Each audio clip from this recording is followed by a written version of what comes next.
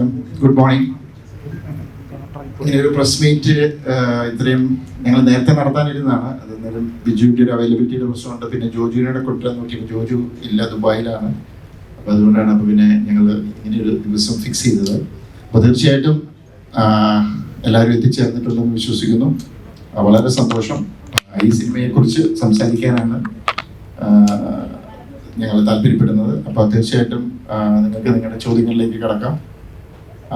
ഇതിനകത്ത് എല്ലാവരും തന്നെ സിനിമ കണ്ടവരാണെന്ന് കരുതുന്നു.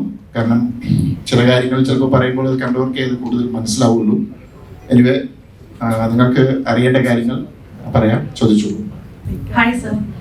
സോ മമ്മി ആൻഡ് മീ എന്ന് പറയുന്ന ഒരു മൂവിയും പാരന്റിങ് ബേസ്ഡ് മൂവിയാണ്. ഈ ഒരു മൂവിയിലോട്ട് വരുമ്പോഴും ആ ഒരു ടോപ്പിക് വന്നിട്ടുണ്ട്. എന്തുകൊണ്ടാണ് വീണ്ടും പാരന്റിങ് എന്ന് പറഞ്ഞ ടോപ്പിക് എടുത്തത്? ഇത് ഞാനെടുത്ത ടോപ്പിക് അല്ല. ഇതിന്റെ റൈറ്റർ ഡിനു തോമസ് ഈൽ എന്ന് പറഞ്ഞ പയ്യനാണ് കുൽക്കുദാശ എന്ന് പറയുന്ന സിനിമ ചെയ്തത്. അപ്പം ആ സിനിമ ഇതിന്റെ കഥ വന്ന് എന്നോട് പറഞ്ഞപ്പോൾ, കഥ തുടങ്ങി കഴിഞ്ഞപ്പോൾ ഞാൻ നോക്കി കഴിഞ്ഞപ്പോൾ ഒരു ടിപ്പിക്കൽ ത്രില്ലർ സിനിമയുടെ മൂഡിൽ പോകുന്ന ഒരു സിനിമ. പക്ഷെ കുറച്ച് കഴിഞ്ഞപ്പോൾ എനിക്ക് മനസ്സിലായി ഇതൊരു ടിപ്പിക്കൽ ത്രില്ലർ അല്ല. ഇത് വേറൊരു, ഇതിനകത്തൊരു ഇമോഷണൽ സൈഡ് ഉണ്ട്. അത് ഇതിന്റെ പേരന്റിങ് എന്നൊക്കെ പറയുന്ന ആ ഒരു ഏരിയ വന്നപ്പോൾ തീർച്ചയായിട്ടും ഞാൻ എപ്പോഴും വിശ്വസിക്കുന്ന ഒരു കാര്യമുണ്ട്. നമുക്കൊരു സിനിമ ചെയ്യുമ്പോൾ ഓഫ് കോഴ്സ് കൊമേഴ്സ്യലാണ് സിനിമ, അതിനകത്തൊരു ബിസിനസ് ഉണ്ട്. അക്കൂട്ടത്തിൽ സൊസൈറ്റിക്ക് നല്ലൊരു മെസ്സേജ് തരാൻ പറ്റുമെങ്കിൽ അത് നല്ല കാര്യം തന്നെയാണ്. അത് മമ്മി ആൻഡ് മീയിൽ എനിക്ക് സാധിച്ചു. പിന്നെ വേറെ അങ്ങനെ ഒന്ന് രണ്ട് ചില സിനിമകൾ. അപ്പൊ ഇതിനകത്തും എനിക്ക് എന്നെ അട്രാക്ട് ചെയ്ത ഫാക്ടർ അതാണ്. കാരണം ഇപ്പൊ ബേസിക്കലി ഇപ്പം ഭയങ്കര പ്രസക്തമായ ഒരു ഇതാണ് പേരന്റിങ്. ഭയങ്കര കോംപ്ലിക്കേറ്റഡ് ആണ് ഇപ്പോഴത്തെ എന്താ പറയുക, പേരൻസും മക്കളുമായിട്ടുള്ള അവരുടെ ഇത്. കാരണം പേരൻസിന്റെ രീതികൾ മാറി, പഴയ പോലെയല്ല. രണ്ടുപേരും വർക്കിംഗ് ആയിരിക്കും, അങ്ങനെയൊക്കെ ഒത്തിരി സമയമില്ല മക്കളെ നോക്കാൻ, അങ്ങനെയൊക്കെ അതുകൊണ്ടുണ്ടാകുന്ന പ്രശ്നങ്ങൾ. അപ്പൊ ഒത്തിരി അങ്ങനത്തെ കാര്യങ്ങൾ ഇപ്പൊ ഡിസ്കഷൻ നടക്കുന്ന ഭയങ്കര റെലവെന്റ് ആയിട്ടുള്ള ഒരു സബ്ജക്റ്റ് ആയിട്ട് ചെയ്തു. അത് ഇങ്ങനെ ഒരു ത്രില്ലർ ഇതിന്റെ ഒരു മൂഡിലുള്ള സിനിമയ്ക്കകത്ത് അത് വന്നത് എനിക്ക് എന്നെ ഭയങ്കരമായിട്ട് അട്രാക്ട് ചെയ്തു. അത് തന്നെയാണ് ഞാനിത് സെലക്ട് ചെയ്യാനുള്ള കാരണം.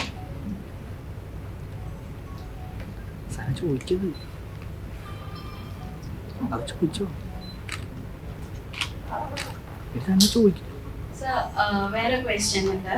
ഇപ്പൊ കുട്ടികൾ എന്ത് തെറ്റ് ചെയ്താലും പാരന്റ്സ് ക്ഷമിക്കും, അങ്ങനെ ഒരു രീതി കാണാറുണ്ട്. അപ്പോ ഇപ്പത്തെ നമ്മുടെ മൂവി റിലേറ്റഡ് ചെയ്യുമ്പോൾ എങ്ങനെയാണ് അതിനെ നോക്കി കാണുന്നത്?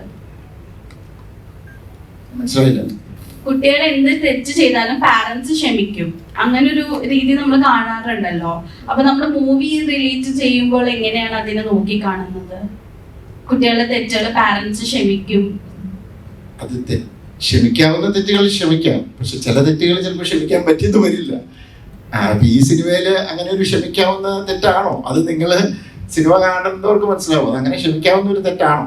അത് നിങ്ങൾ ആലോചിച്ച് നോക്കുക. ഞങ്ങളുടെ ഒരു ഇതില്ലാതെ അതൊരു ക്ഷമിക്കാവുന്ന തെറ്റായിട്ട് തോന്നിയിട്ടില്ല. ഈ സിനിമ റിലീസ് ആയതിനു ശേഷം എല്ലാ സിനിമകളും ഈ ഓൺലൈൻ പ്ലാറ്റ്ഫോമുകളായിട്ടുള്ള ഒരുപാട് ഇതിൽ റിവ്യൂ നെഗറ്റീവ് കമന്റുകളൊക്കെ പെട്ടെന്ന് പ്രചരിക്കുന്ന ഒരു കാലഘട്ടമാണ്. നമ്മളെ മലയാളികളെ സംബന്ധിച്ചിടത്തോളം ഈ റിവ്യൂ കണ്ടതിന് ശേഷം മാത്രം ഈ സിനിമയെ വിലയിരുത്തുന്നവരല്ലേ, അത് കാണാൻ വേണ്ടി വരുന്നവരും കാണാതിരിക്കാൻ പോകുന്നവരുമുണ്ട്. അപ്പൊ അങ്ങനെ എന്തെങ്കിലും ഒരു ഘടകം ഈ റിലീസ് സമയത്തോ അത് കഴിഞ്ഞോ പ്രേക്ഷകരെ തിയേറ്ററിലേക്ക് കൊണ്ടുവരുന്നതിൽ ഒരു കുറവ് വന്നിട്ടുണ്ടോ? അല്ല, എനിക്ക് തോന്നുന്നത് അത് എൻ്റെ ഈ ഒരു സിനിമ എന്നല്ല, എല്ലാ സിനിമകളിലും ഫേസ് ചെയ്യുന്ന ഒരു ഇതാണ്. ചിലർക്ക് റിവ്യൂസിനോട് അഭിപ്രായ വ്യത്യാസമുണ്ട്. എന്നെ സംബന്ധിച്ചോളം ഞാൻ റിവ്യൂസിനോട് എനിക്ക് അഭിപ്രായ വ്യത്യാസമൊന്നുമില്ല. റിവ്യൂസ് പറയുന്നവർ അവരുടെ കാഴ്ചപ്പാട് പറയുന്നു. അത് ജെനുവിനായിട്ട് അവർ പറയുമ്പോൾ അതിനകത്ത് കുഴപ്പമില്ല. പക്ഷെ അതിനകത്തൊരു എന്താ പറയുക, ചില താല്പര്യങ്ങൾ വെച്ചിട്ട് പറയുന്നവർ, അവിടെയാണ് അതിൻ്റെ പ്രോബ്ലം. പക്ഷെ അങ്ങനെയുള്ളവരെ പെട്ടെന്ന് നമുക്ക് തിരിച്ചറിയാൻ പറ്റും. പിന്നെ ഇതിനകത്ത് സിനിമകളിൽ ഇതിനു മുമ്പ് ഇത് ചർച്ച വന്നിട്ടുള്ളൊരു ഇതാണ്. അപ്പം സോഷ്യൽ മീഡിയയിൽ ഇങ്ങനെ ഒരു നെഗറ്റീവ് ഇത് ചെയ്യുന്നു, അല്ലെങ്കിൽ എന്താ പറയാ, റിവ്യൂകളിൽ ഇങ്ങനെ നെഗറ്റീവ് വരുന്നു. പക്ഷെ എന്നിട്ടും ഇവിടെ സിനിമകൾ ഓടിയിട്ടുണ്ട്. കാരണം എൻഡ് ഓഫ് ദ ഡേ ഇപ്പൊ എനിക്ക് തോന്നുന്നത് ഒത്തിരി ആൾക്കാർ, ഇപ്പൊ ഞാനടക്കം, നമ്മൾ റിവ്യൂവിനേക്കാളും ഡിപ്പെൻഡ് ചെയ്യുന്നത് നമ്മുടെ ഫ്രണ്ട്സ്, അവര് പറയുന്ന. കാരണം ചിലപ്പോൾ ഇത് നമുക്ക് വിശ്വസിക്കാൻ പറ്റത്തില്ല ഇത് എത്രത്തോളം ശരിയാണെന്ന്. ചിലപ്പോൾ എൻ്റെ കാഴ്ചപ്പാടിലുള്ള അയാൾ ടേസ്റ്റിലുള്ള ഒരാളല്ല റിവ്യൂ പറയുന്നെങ്കിൽ ചിലപ്പോൾ അയാൾക്ക് ആ സിനിമ ഇഷ്ടപ്പെടത്തില്ല, എനിക്ക് ചിലപ്പോൾ ഇഷ്ടപ്പെടും. അപ്പം കൂടുതലും ഫ്രണ്ട്സും ഇവരും സജസ്റ്റ് ചെയ്യുമ്പോഴേ ഞാൻ സിനിമ കാണും. ഇപ്പൊ അങ്ങ് എങ്ങനെ പോകുന്ന ഒത്തിരി ആൾക്കാരുണ്ട്. ഇപ്പൊ തന്നെ ഈ ഞാനിങ്ങനെ വന്നപ്പോൾ തന്നെ എനിക്ക് ഒത്തിരി പേഴ്സണൽ മെസ്സേജസ് വരുന്നുണ്ട്. എനിക്ക് അറിയാൻ മേലാത്തവരും 4-5 വർഷം കൂടി ഞാനിപ്പോൾ ഇവരെ കാണിച്ചുള്ളൂ. മെസ്സേജ് ഇട്ട് ഒരു ഓഡിയോ മെസ്സേജ് ഒരു ലേഡി ഇട്ടിട്ട് പറഞ്ഞു, എന്നെ 5 വർഷം കൂടിയായിരുന്നു സാറെ പടത്തെ കുറിച്ച് നല്ലൊരു അഭിപ്രായം പറഞ്ഞു, ഞങ്ങൾക്ക് കാണാൻ പോയിട്ടില്ല, ഞങ്ങളുടെ ഫ്രണ്ട്സൊക്കെ കണ്ടവർക്ക് ഭയങ്കരമായിട്ട് ഇഷ്ടപ്പെട്ടു, ഞങ്ങൾ വൈകുന്നേരം കണ്ടിട്ട് വിളിക്കാൻ കേട്ടോ എന്ന് പറഞ്ഞു. അപ്പൊ ഞാൻ സർപ്രൈസ് ആയി. പുള്ളിക്കാരത്തി 5 വർഷത്തിന് ശേഷം പെട്ടെന്ന് ഓൾ ഓഫ് എ സഡൻ ഇങ്ങനെ ഇട്ടു. അപ്പം അങ്ങനെയും ഉണ്ട്. ഇത് എല്ലാ സിനിമയും ഫേസ് ചെയ്യുന്നതാണ്. അതിങ്ങനെ ഒരു സൈഡിൽ കൂടെ അതിങ്ങനെ നടക്കും. ഈ ഓൺലൈൻ മാധ്യമങ്ങൾ കാശ് മേടിച്ചുകൊണ്ട് നെഗറ്റീവ് റിവ്യൂ പറയുന്നതായിട്ട് എപ്പോഴെങ്കിലും ഫീൽ ചെയ്തിട്ടുണ്ടോ? എനിക്ക് അതിനെ കുറിച്ച് അറിയില്ല. നമുക്കറിയാൻ മേലാത്തൊരു കാര്യം പറയുന്നത് ശരിയല്ലല്ലോ. അങ്ങനെ കാശൊക്കെ മേടിച്ച് ചെയ്യൂ, എനിക്ക് അങ്ങനെ തോന്നുന്നില്ല. എനിക്കതിനെ കുറിച്ച് അറിയില്ല. താങ്ക് യു സാറേ. പണ്ടൊക്കെ കുട്ടികളെ ഒലക്കി അടിച്ചാണെങ്കിലും വളർത്തണം എന്ന് പറഞ്ഞ് കേട്ടിട്ടുണ്ട്. പക്ഷെ ഇപ്പൊ ആ കൊച്ചു ചോദിച്ച പോലെ എന്ത് തെറ്റ് ചെയ്താലും പാരന്റ്സ് അത് ക്ഷമിച്ചു കൊടുക്കുകയാണ്. അതായത് എന്റെ മകനല്ലേ. അത് തെറ്റാണ് മോനെ. എന്ത് തെറ്റ് ചെയ്താലും പാരന്റ്സ് ക്ഷമിച്ചു കൊടുക്കുക എന്നുള്ളത് വളരെ റോങ് ആയിട്ടുള്ള ഒരു സ്റ്റേറ്റ്മെന്റ് ആണ്. അങ്ങനെ ഇല്ല ശരിക്കും. അല്ല, ഞാൻ ഉദ്ദേശിച്ചത് എന്ത് തെറ്റ് ഇപ്പൊ ഒരു കൊലപാതകം ചെയ്ത് കഴിഞ്ഞാൽ ക്ഷമിക്കുന്നല്ല ഉദ്ദേശിച്ചത്. അല്ലാതെ ഇപ്പൊ സ്വാഭാവികമായിട്ട് ഇപ്പൊ ഒരു പെൺകുട്ടിയുടെ പുറകെ നടക്കുകയാണ്, ഒരു ലവ് അഫെയർ ഉണ്ടാവുകയാണ്. അത് പണ്ടൊക്കെ പറഞ്ഞു കൊടുക്കുന്നത് പെൺകുട്ടിയുടെ പുറകെ നടക്കരുത്, തെറ്റാണ് എന്നൊക്കെ രീതിയിലാണ്. പക്ഷെ ഇപ്പോ ഒരു ഇഷ്ടം തോന്നി നമുക്ക് ധൈര്യമായിട്ട് പാരന്റ്സിനോട് പറയാം. പക്ഷെ ചിലപ്പോൾ സ്റ്റോക്കിംഗ് ഉണ്ടാവും അതില്. അപ്പൊ അങ്ങനെയൊക്കെ ചെയ്യുമ്പോൾ അത് ഒരു തെറ്റായിട്ട് തോന്നുന്നില്ലേ? അല്ല, അത് പേരൻസിനെ അനുസരിച്ചിരിക്കും. സാഹചര്യങ്ങളുണ്ട് ഇതിനകത്ത്. അതായത് ഇപ്പം ബിസി ആയിട്ടുള്ള പേരൻസ് രണ്ടുപേരും വർക്കിംഗ് ആണ്, മകനെയും അല്ലെങ്കിൽ മകളെയും നോക്കാൻ സമയമില്ല. അപ്പൊ അങ്ങനെയുള്ള സാഹചര്യത്തിൽ അവർക്ക് പറയാനുള്ളത് കേൾക്കാൻ സമയമില്ല. അപ്പം അതൊരു ബാഡ് പേരന്റിങ് ആണ്. പിന്നെ അങ്ങനെയുള്ളവർക്ക് എനിക്ക് കുറച്ച് കേസസ് അറിയാം. എനിക്ക് ഈ സബ്ജക്ട് ഭയങ്കര ഇൻട്രസ്റ്റിംഗ് ആയിട്ടുള്ള ഒരു സബ്ജക്റ്റാണ്. അങ്ങനെയുള്ളവർക്ക് ഒരു ഗിൽറ്റ് ഫീലിംഗ് ഉണ്ട്, അയ്യോ എൻ്റെ മക്കളെ എനിക്ക് നോക്കാൻ സമയം, അതുകൊണ്ട് എല്ലാ ഇഷ്ടവും സാധിച്ചു കൊടുക്കും. അങ്ങനെ ഉണ്ടാകുമ്പോൾ എല്ലാ ഇഷ്ടങ്ങളും സാധിച്ചു കൊടുത്ത് ഒരു സ്റ്റേജ്, ഒരു പ്രായം എത്തിക്കഴിയുമ്പോൾ ഇവനൊരു ഒരിക്കലും ഇവർക്ക് ചെയ്ത് കൊടുക്കാൻ പറ്റാത്ത വലിയൊരു കാര്യം ആവശ്യപ്പെടും. അപ്പൊ ചെയ്ത് കൊടുക്കാതെ വരുമ്പോൾ പോയി സൂയിസൈഡ് ചെയ്യുക, അത് ചെയ്യുക. കാരണം നോ കേൾക്കാനോ അല്ലെങ്കിൽ അത് ഹാൻഡിൽ ചെയ്യാനോ ഉള്ള ഒരു കഴിവ് പിള്ളേർക്ക് നഷ്ടപ്പെടും. ഇതിപ്പോ ഒരു പണ്ട് ഞാൻ ഇത് വായിച്ചിട്ടുണ്ട്, the art of saying no. പിള്ളേർ നോ കേട്ട് വളരണം. അപ്പൊ അത് പല സാഹചര്യം കൊണ്ടാണ്. ചില അപ്പനമാർക്ക് അത് അറിയാൻ മേല, അല്ലെങ്കിൽ ചിലർ ഭയങ്കരമായിട്ട് സ്നേഹിക്കും. കാരണം പണ്ട് ഒലക്കടിച്ച് വളർത്തുന്നു പറഞ്ഞല്ലോ, അന്ന് 5-8 ഒക്കെയാണ്. അപ്പൊ ഇങ്ങനെ ഓടി നടക്കുമ്പോൾ ചിലപ്പോൾ ഒലക്കൊക്കെ കൊടുക്കും. പക്ഷെ ഇപ്പൊ ആ പാട് ഒന്നേ ഉള്ളൂ. അതിനെ രണ്ടുപേരോടെ പുന്നാരിച്ച് സ്നേഹിച്ച് അത് വേറൊരു രീതിയിലാണ്. അതിനകത്തൊക്കെ കറക്ഷൻസ് വരുത്തണം. അത് പേരൻസ് ബോധവാന്മാരാകണം. അത് ഒരു ഭയങ്കര ഡിബേറ്റബിൾ ഇഷ്യൂ ആണ്. അതിനെക്കുറിച്ച് സംസാരിക്കാനാണ് കുറെ ഉണ്ട്. അല്ല, അതുകൊണ്ടാണ് ഇപ്പോഴത്തെ തലമുറ വഴിതെറ്റി പോകുന്നുള്ളൊരു പറയാറുണ്ട്. അല്ല, ഇപ്പോഴത്തെ തലമുറ അങ്ങനെ വഴി തെറ്റി പോകുന്നുണ്ടോന്നൊന്നും എനിക്ക് തോന്നുന്നില്ല. ഇപ്പോഴത്തെ തലമുറയ്ക്ക് അവരുടേതായ കാഴ്ചപ്പാടുകളുണ്ട്, അവരുടേതായ തീരുമാനങ്ങളുണ്ട്. അതിനെ അവരുടെ കൂടെ നിന്ന് ഡയറക്റ്റ് ചെയ്ത് വിടുക എന്നുള്ളതേ ഉള്ളൂ. അല്ലാതെ പഴയ സ്റ്റൈലിൽ ഇപ്പൊ പേരന്റിങ്ങിന് ശ്രമിച്ചു കഴിഞ്ഞാൽ വർക്കൗട്ട് ആവത്തില്ല. കാലഘട്ടം മാറി. കാരണം എനിക്ക് തോന്നുന്നു ഒരു 5 വയസ്സോ 6 വയസ്സുള്ള കൊച്ച് ഒരുപക്ഷെ പേരൻസിനേക്കാളും അപ്ഡേറ്റഡ് ആയിരിക്കും. കാരണം അവരുടെ ഉണ്ട് ഫോണും ടാബും. അപ്പം അതനുസരിച്ച് അതിനെ കൈകാര്യം ചെയ്യാന്നുള്ളത് ഇറ്റ്സ് ഒരു ഭയങ്കര കോംപ്ലിക്കേറ്റഡ് പരിപാടിയാണ് ഈ പേരന്റിങ് എന്ന് പറയുന്നത്. അതൊരു ആർട്ടാണ്. അതിനെക്കുറിച്ച് ശരിക്കും പറഞ്ഞാൽ ഒരു സ്റ്റഡി ക്ലാസ് അല്ലെങ്കിൽ അതെല്ലാം പേരൻസ് കല്യാണം കഴിക്കുന്നതിന് മുമ്പ് മനസ്സിലാക്കേണ്ട ഒരു കാര്യമാണ്. ചേച്ചിയുടെ അതിനെ കുറിച്ചുള്ള അഭിപ്രായം ഞാൻ കൊള്ളാറുണ്ടായിരുന്നു. ചേച്ചിയുടെ അതിനെ കുറിച്ചുള്ള അഭിപ്രായം ഞാൻ കൊള്ളാറുണ്ടായിരുന്നു. ഈ പാരന്റിങ്ങിനെ കുറിച്ചുള്ളത്. അതെ, സാറ് പറഞ്ഞ ലാസ്റ്റ് പോയിന്റിനോട് എനിക്ക് കംപ്ലീറ്റ് യോജിപ്പുള്ള ഒരാളാണ്. അതായത് കുട്ടികൾ ഉണ്ടാവുന്നതിന് മുമ്പും കുട്ടികളെ എങ്ങനെ നോക്കും എന്നൊക്കെ ഉള്ള ഒരു പ്ലാൻ ഉണ്ടായിരിക്കണം. അതിലൊരു റെസ്പോൺസിബിലിറ്റി പാരന്റ്സ് വളരെ സീരിയസ് ആയിട്ട് എടുക്കേണ്ടതാണ്. ഇതൊരു ഡീഫോൾട്ട് മോഡിൽ കല്യാണം കഴിഞ്ഞാൽ കുട്ടികൾ ഉണ്ടാവണം, അതങ്ങനെ അങ്ങ് പൊയ്ക്കോളും, എങ്ങനെയെങ്കിലും പൊയ്ക്കോളും എന്നുള്ള രീതിയിൽ ചിന്തിക്കുന്നത് തെറ്റാണെന്ന് വിചാരിക്കുന്ന ഒരാളാണ് ഞാൻ വളരെ എൻ്റെ പേഴ്സണൽ ലൈഫ് എന്ന് പറയുന്നത് വളരെ ചെറിയ പ്രായത്തിൽ ഞാൻ കുട്ടികൾ വേണ്ട എന്ന് തീരുമാനിച്ച ഒരാളാണ്. ബിക്കോസ് എനിക്ക് നല്ലൊരു പേരൻ്റ് ആവാൻ പറ്റുമെന്ന് തോന്നുന്നില്ല എന്നൊരു തോന്നൽ എനിക്ക് വന്നു. അങ്ങനെ ഞാൻ വിചാരിച്ചു ആദ്യം ഞാൻ കുറച്ചും കൂടെയും പക്വതയുള്ള ഒരാളാവണം. ബിക്കോസ് എൻ്റെ പേരൻസ് എന്നെ വളർത്തിയത് അത്ര ഏറ്റവും നല്ല രീതിയിലല്ല എന്നുള്ളൊരു തോന്നലുള്ള ഒരു കുട്ടിയായിരുന്നു ഞാൻ. എന്നെ കുറേ കൂടെ കെയർ ചെയ്യാമായിരുന്നു, എന്നെ കുറിച്ച് എന്ന് വെച്ചാൽ ആദ്യം ഞാൻ ഭയങ്കരമായിട്ട് ഇൻഡിപെൻഡൻസിന് വേണ്ടി ഫൈറ്റ് ചെയ്തൊരു കുട്ടിയാണ്. അപ്പോൾ അവർ അവസാനം നോക്കിയപ്പോൾ എല്ലാം തന്നെ ചെയ്യുന്നുണ്ട്, അങ്ങനെ ചെയ്തോട്ടെ എന്ന് വിചാരിച്ച് വിട്ട പേരൻസ് ആണ്. പിന്നീട് എൻ്റെ കംപ്ലൈന്റ് ആയിരുന്നു, എന്നെ സപ്പോർട്ട് ചെയ്തില്ല, എന്നെ എല്ലാത്തിനും ഒറ്റയ്ക്ക് വിട്ടു. എന്നുവെച്ചാൽ നമ്മുടെ മനസ്സിൽ ഈ ഐഡിയാസ് മാറിക്കൊണ്ടേയിരിക്കും. പിന്നീട് കുട്ടികൾ എന്നാ ഞാൻ പേരന്റ് ആവണ്ട എന്ന് തീരുമാനിച്ചു. പിന്നീട് വിചാരിച്ചു ഓക്കെ ഞാനിപ്പോൾ ഒരു കരിയർ പേഴ്സൺ ആണ്, കരിയർ ഏറ്റെടുത്ത് കഴിഞ്ഞാൽ ഒരു ഡിസിഷൻ ഉണ്ട്, ഒരു കരിയർ പാത്ത് ഏറ്റെടുക്കണോ ഒരു ഫാമിലി പാത്ത് എടുക്കണോ, ഇതൊക്കെ എൻ്റെ പേഴ്സണൽ ചിന്താഗതിയാണ്. അപ്പോൾ രണ്ട് പേരൻസും കരിയറിൻ്റെ പിന്നാലെ പോയാൽ അവരുടെ കുട്ടികളെ ആരും നോക്കും. അപ്പം I believe that parenting and കുട്ടികളുടെ കാര്യം വളരെ കോൺഷ്യസ് ആയിട്ട് എടുക്കേണ്ട ഒരു ഡിസിഷൻ തന്നെയാണ് നമ്മുടെ സമൂഹത്തിൽ. നല്ലൊരു തലമുറ, ഓരോ തലമുറ ബെറ്റർ ആൻഡ് ബെറ്റർ ആവണമെങ്കിൽ ആ തലമുറയിൽ പേരൻസ് വളരെ കോൺഷ്യസ് ആയിട്ട് എടുക്കേണ്ട ഒരു തീരുമാനമാണ്. അതോടൊപ്പം തന്നെ എനിക്ക് പറയാനുള്ളത്, ഇപ്പോഴത്തെ തലമുറ വളരെ പക്വതയുള്ളൊരു തലമുറയാണ്. അവർ ഒരുപാട് കെയർ കിട്ടി വളർന്നിട്ടുള്ള തലമുറയാണ്. ഒരുപക്ഷെ എൻ്റെയൊക്കെ തലമുറ which is called a very short phase ആണ്. മില്ലനിയൽസിന് തൊട്ട് മുമ്പ് 76 to 83 എന്ന് പറയുന്ന ഒരു കാലഘട്ടത്തിലുള്ളവരാണ് ഈ തല്ലുകൊണ്ട് വളർന്നവർ. എന്തിനും ഏതിനും അടി, നിങ്ങൾ തെറ്റ് ചെയ്താലും അടി, നിങ്ങളോട് ആരെങ്കിലും തെറ്റ് ചെയ്താലും നിങ്ങൾക്ക് അടി എന്നുള്ള ഒരു ടൈപ്പ് ഓഫ് പാരന്റിങ് ആയിരുന്നു. സ്കൂളിൽ അടി കൊള്ളുമായിരുന്നു, ചൂരിലുകൊണ്ട് അടിക്കുക, അതൊന്നും ഇപ്പോൾ ഇല്ല. അപ്പോൾ ഒരുപാട് കെയറും റെസ്പെക്റ്റും കിട്ടി വളർന്നിട്ടുള്ള ഒരു തലമുറയാണ് ശരിക്കും ഇപ്പോൾ ഉള്ളത്. അതൊരു പക്ഷെ നല്ലതായിരിക്കാം, നമുക്ക് ഓരോ തലമുറ കഴിയുമ്പോഴേ അറിയുള്ളൂ. പിന്നെ ഇപ്പോഴത്തെ തലമുറ തലതെറിച്ചതാണെന്ന് പറയുന്ന ഒരു ഹെഡ്ലൈൻ എല്ലാ തലമുറയും കേട്ടിട്ടുള്ളതാണ്. അപ്പം അത് വെറുതെ ഒരു ക്ലീഷ്യ സ്റ്റേറ്റ്മെന്റ് എന്ന് എനിക്ക് തോന്നിയിട്ടുള്ളത്. പ്രേക്ഷകർ ഒരു സ്റ്റാൻഡേർഡ് ഉണ്ട്, പക്ഷെ എന്നാൽ ഈ സിനിമയിലോട്ട് വരുമ്പോൾ ഒരു ഇൻവെസ്റ്റിഗേഷൻ ഭയങ്കര ലാസി ആണെന്നും പിന്നെ പഴയ നിലവാരം ഇല്ലെന്നും റിവ്യൂസ് വരുന്നുണ്ട്. അപ്പോൾ പ്രേക്ഷകരെ സാർ അണ്ടർസ്റ്റിമേറ്റ് ചെയ്തതാണോ ജിത്തു ജോസഫ് എന്ന? ഒരിക്കലും ഇല്ല. ഞാൻ ഏറ്റവും കൂടുതൽ പ്രേക്ഷകരെ ബഹുമാനിക്കുകയും, ഒന്നാമത് മലയാളി പ്രേക്ഷകർ ഇത്രയും ഭയങ്കര ഒരു എന്താ പറയുക, വേറൊരു എഡ്യൂക്കേറ്റഡ് ആണ്, വേറൊരു ലെവലിൽ ചിന്തിക്കുന്ന പ്രേക്ഷകർ തന്നെയാണ്.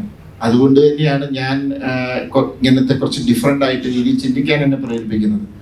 പിന്നെ പ്രേക്ഷകർക്ക് പല രീതിയിൽ ടേസ്റ്റ് ഉള്ളവരുണ്ട്. ഇപ്പം ഞാൻ പറയാം, ഈ സിനിമയ്ക്ക് ഒരു ത്രില്ലർ ഒരു കവറുണ്ട്, ത്രില്ലർ മൂഡുണ്ട് ഇതിൻ്റെ ട്രെയിലറും ടീസറും വന്നപ്പോൾ. അതുകൊണ്ട് തന്നെ ഞങ്ങൾ ചെയ്ത ഇന്റർവ്യൂവിലെല്ലാം ഞാൻ പറഞ്ഞു, ഇതൊരു ടിപ്പിക്കൽ ത്രില്ലർ അല്ല, ഇതിനകത്ത് നിങ്ങൾ ഭയങ്കരമായ ട്വിസ്റ്റും സസ്പെൻസും പ്രതീക്ഷ വരരുത്. കാരണം ഇതിൻ്റെ ഇമ്പോർട്ടൻസ് അവിടെയല്ല, ഇതൊരു ഇമോഷണൽ ക്രൈം ഡ്രാമയാണ്. ഞങ്ങളുടെ ഇന്റർവ്യൂസിലെല്ലാം പറഞ്ഞിരുന്നു. പക്ഷെ എന്നിട്ടും ചില ആൾക്കാർ വന്നിട്ട് പറഞ്ഞു, നമ്മളോട് വിളിച്ചും മെസ്സേജും ഒക്കെ ഇടുമല്ലോ, ആ സിനിമ കൊള്ളാം, പക്ഷേ മെമ്മറീസ് പോലെ ആയില്ല. ഞാൻ പറഞ്ഞത് മെമ്മറീസ് അല്ല ഞങ്ങൾ ചെയ്തത്, മെമ്മറീസ് ടോട്ടലി ഡിഫറെന്റ് അല്ലെ. ദൃശ്യം ടോട്ടലി ഡിഫറെന്റ് ഫിലിം. പക്ഷെ എന്നെ സംബന്ധിച്ചുള്ളത് പുതുമയല്ല. കാരണം ഞാൻ ലൈഫ് ഓഫ് ജോസൂട്ടി എന്ന് പറഞ്ഞ സിനിമ ചെയ്തപ്പം, ദൃശ്യം കഴിഞ്ഞ് ഇമീഡിയറ്റ് ചെയ്തപ്പോൾ ഞാൻ ടാഗ് ലൈൻ തന്നെ no suspense no twist, only life of Josootty.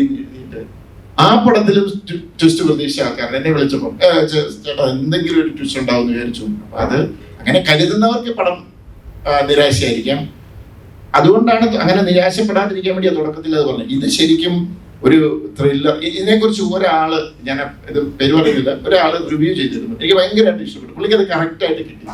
പുള്ളി പറഞ്ഞു, ഇതിനകത്ത് സസ്പെൻസും ഇതൊന്നും അല്ല, ഇതിനകത്ത് നല്ലൊരു സോഷ്യൽ മെസ്സേജ് ഉള്ള നല്ല ഒരു മാറ്റർ, ഒരു ത്രില്ലർ ജോണറിനകത്തുകൂടെ പറഞ്ഞു. അത് ഭയങ്കര രസമായിട്ട് അത് പറഞ്ഞിട്ടുണ്ട് എന്ന് പറഞ്ഞു. അത് കിട്ടിയവർക്ക് അത് കിട്ടും. അപ്പൊ അല്ലാത്തവർ ഇപ്പൊ സസ്പെൻസ് പ്രതീക്ഷ വരുന്ന ഒരാൾക്ക് അത് കിട്ടാതെ വരുമ്പോൾ നിരാശപ്പെടും, സ്വാഭാവികമാണ്. അപ്പം ഞാനൊരിക്കലും അണ്ടർസ്റ്റിമേറ്റ് ചെയ്ത് കണ്ടതല്ല. നമ്മൾ പ്രേക്ഷകർക്ക്, മലയാളി പ്രേക്ഷകർ, ഞാൻ അത്രയും പ്രബുദ്ധരായ പ്രേക്ഷകർക്ക് കരുതുന്നതുകൊണ്ടാണ് ഇങ്ങനെ ഒരു മാറ്റത്തിന് ഞാൻ ധൈര്യപ്പെടുന്നത്. കാരണം അല്ലെങ്കിൽ അവര് നില തൊടാതെ പോകും. അപ്പൊ നമ്മളെ സംബന്ധിച്ചോളം ഇപ്പൊ കിട്ടുന്ന ഫീഡ്ബാക്സിലും അതാണ്. എല്ലാവരും എന്താ ഫാമിലി ആയിട്ടും അല്ലാതെയും എന്നെ ഒത്തിരി പേര് വിളിച്ച് പറയുന്നുണ്ട്. അതിന് അഭിപ്രായ വ്യത്യാസമുള്ളവരുണ്ട്. It's not a perfect cinema, flaws ഒക്കെ ഉണ്ട് ഇതിനകത്ത് തന്നെ. കുറെ ലോജിക് ഇഷ്യൂസ് ഒക്കെ നമ്മൾ ഇത് ചെയ്തു. കാരണം ഒരു സിനിമാറ്റിക് എക്സ്പീരിയൻസ് കൊടുക്കുക, അതിനകത്ത് ഒരു ഇമോഷൻ വർക്കൗട്ട് ചെയ്ത് അതിനെ ഇമോഷണലി കൊണ്ടുപോവുക, അതിന് വേണ്ടിയിട്ട് കുറച്ച് ചെറിയ കാര്യങ്ങളൊക്കെ വിട്ടുവെച്ച് ചെയ്തിട്ടുണ്ട്. പക്ഷെ അത് ആ സിനിമയെ ഫീൽ ചെയ്യുന്നുണ്ടെന്നാണ് ഞങ്ങൾക്ക് കിട്ടുന്ന റിപ്പോർട്ടിൽ നിന്ന് ഞങ്ങൾ മനസ്സിലാക്കുന്നത്.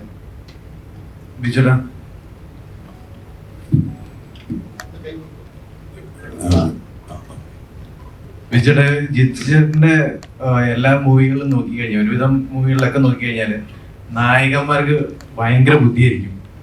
അപ്പൊ ഈ വലതുവശത്തെ കള്ളൻ എന്ന് പറയുന്ന ഈ സിനിമയിൽ നായകന് ഈ അതിബുദ്ധി ഉണ്ടോ? ഇതൊരു സിനിമയാണ് ആക്ച്വലി. ഇതിന്റെ കഥ കേൾക്കുമ്പോൾ നമുക്ക് ഇഷ്ടപ്പെടുന്ന അതിൽ എന്തെങ്കിലും ഒരു എലമെന്റ് ഉണ്ടാകും.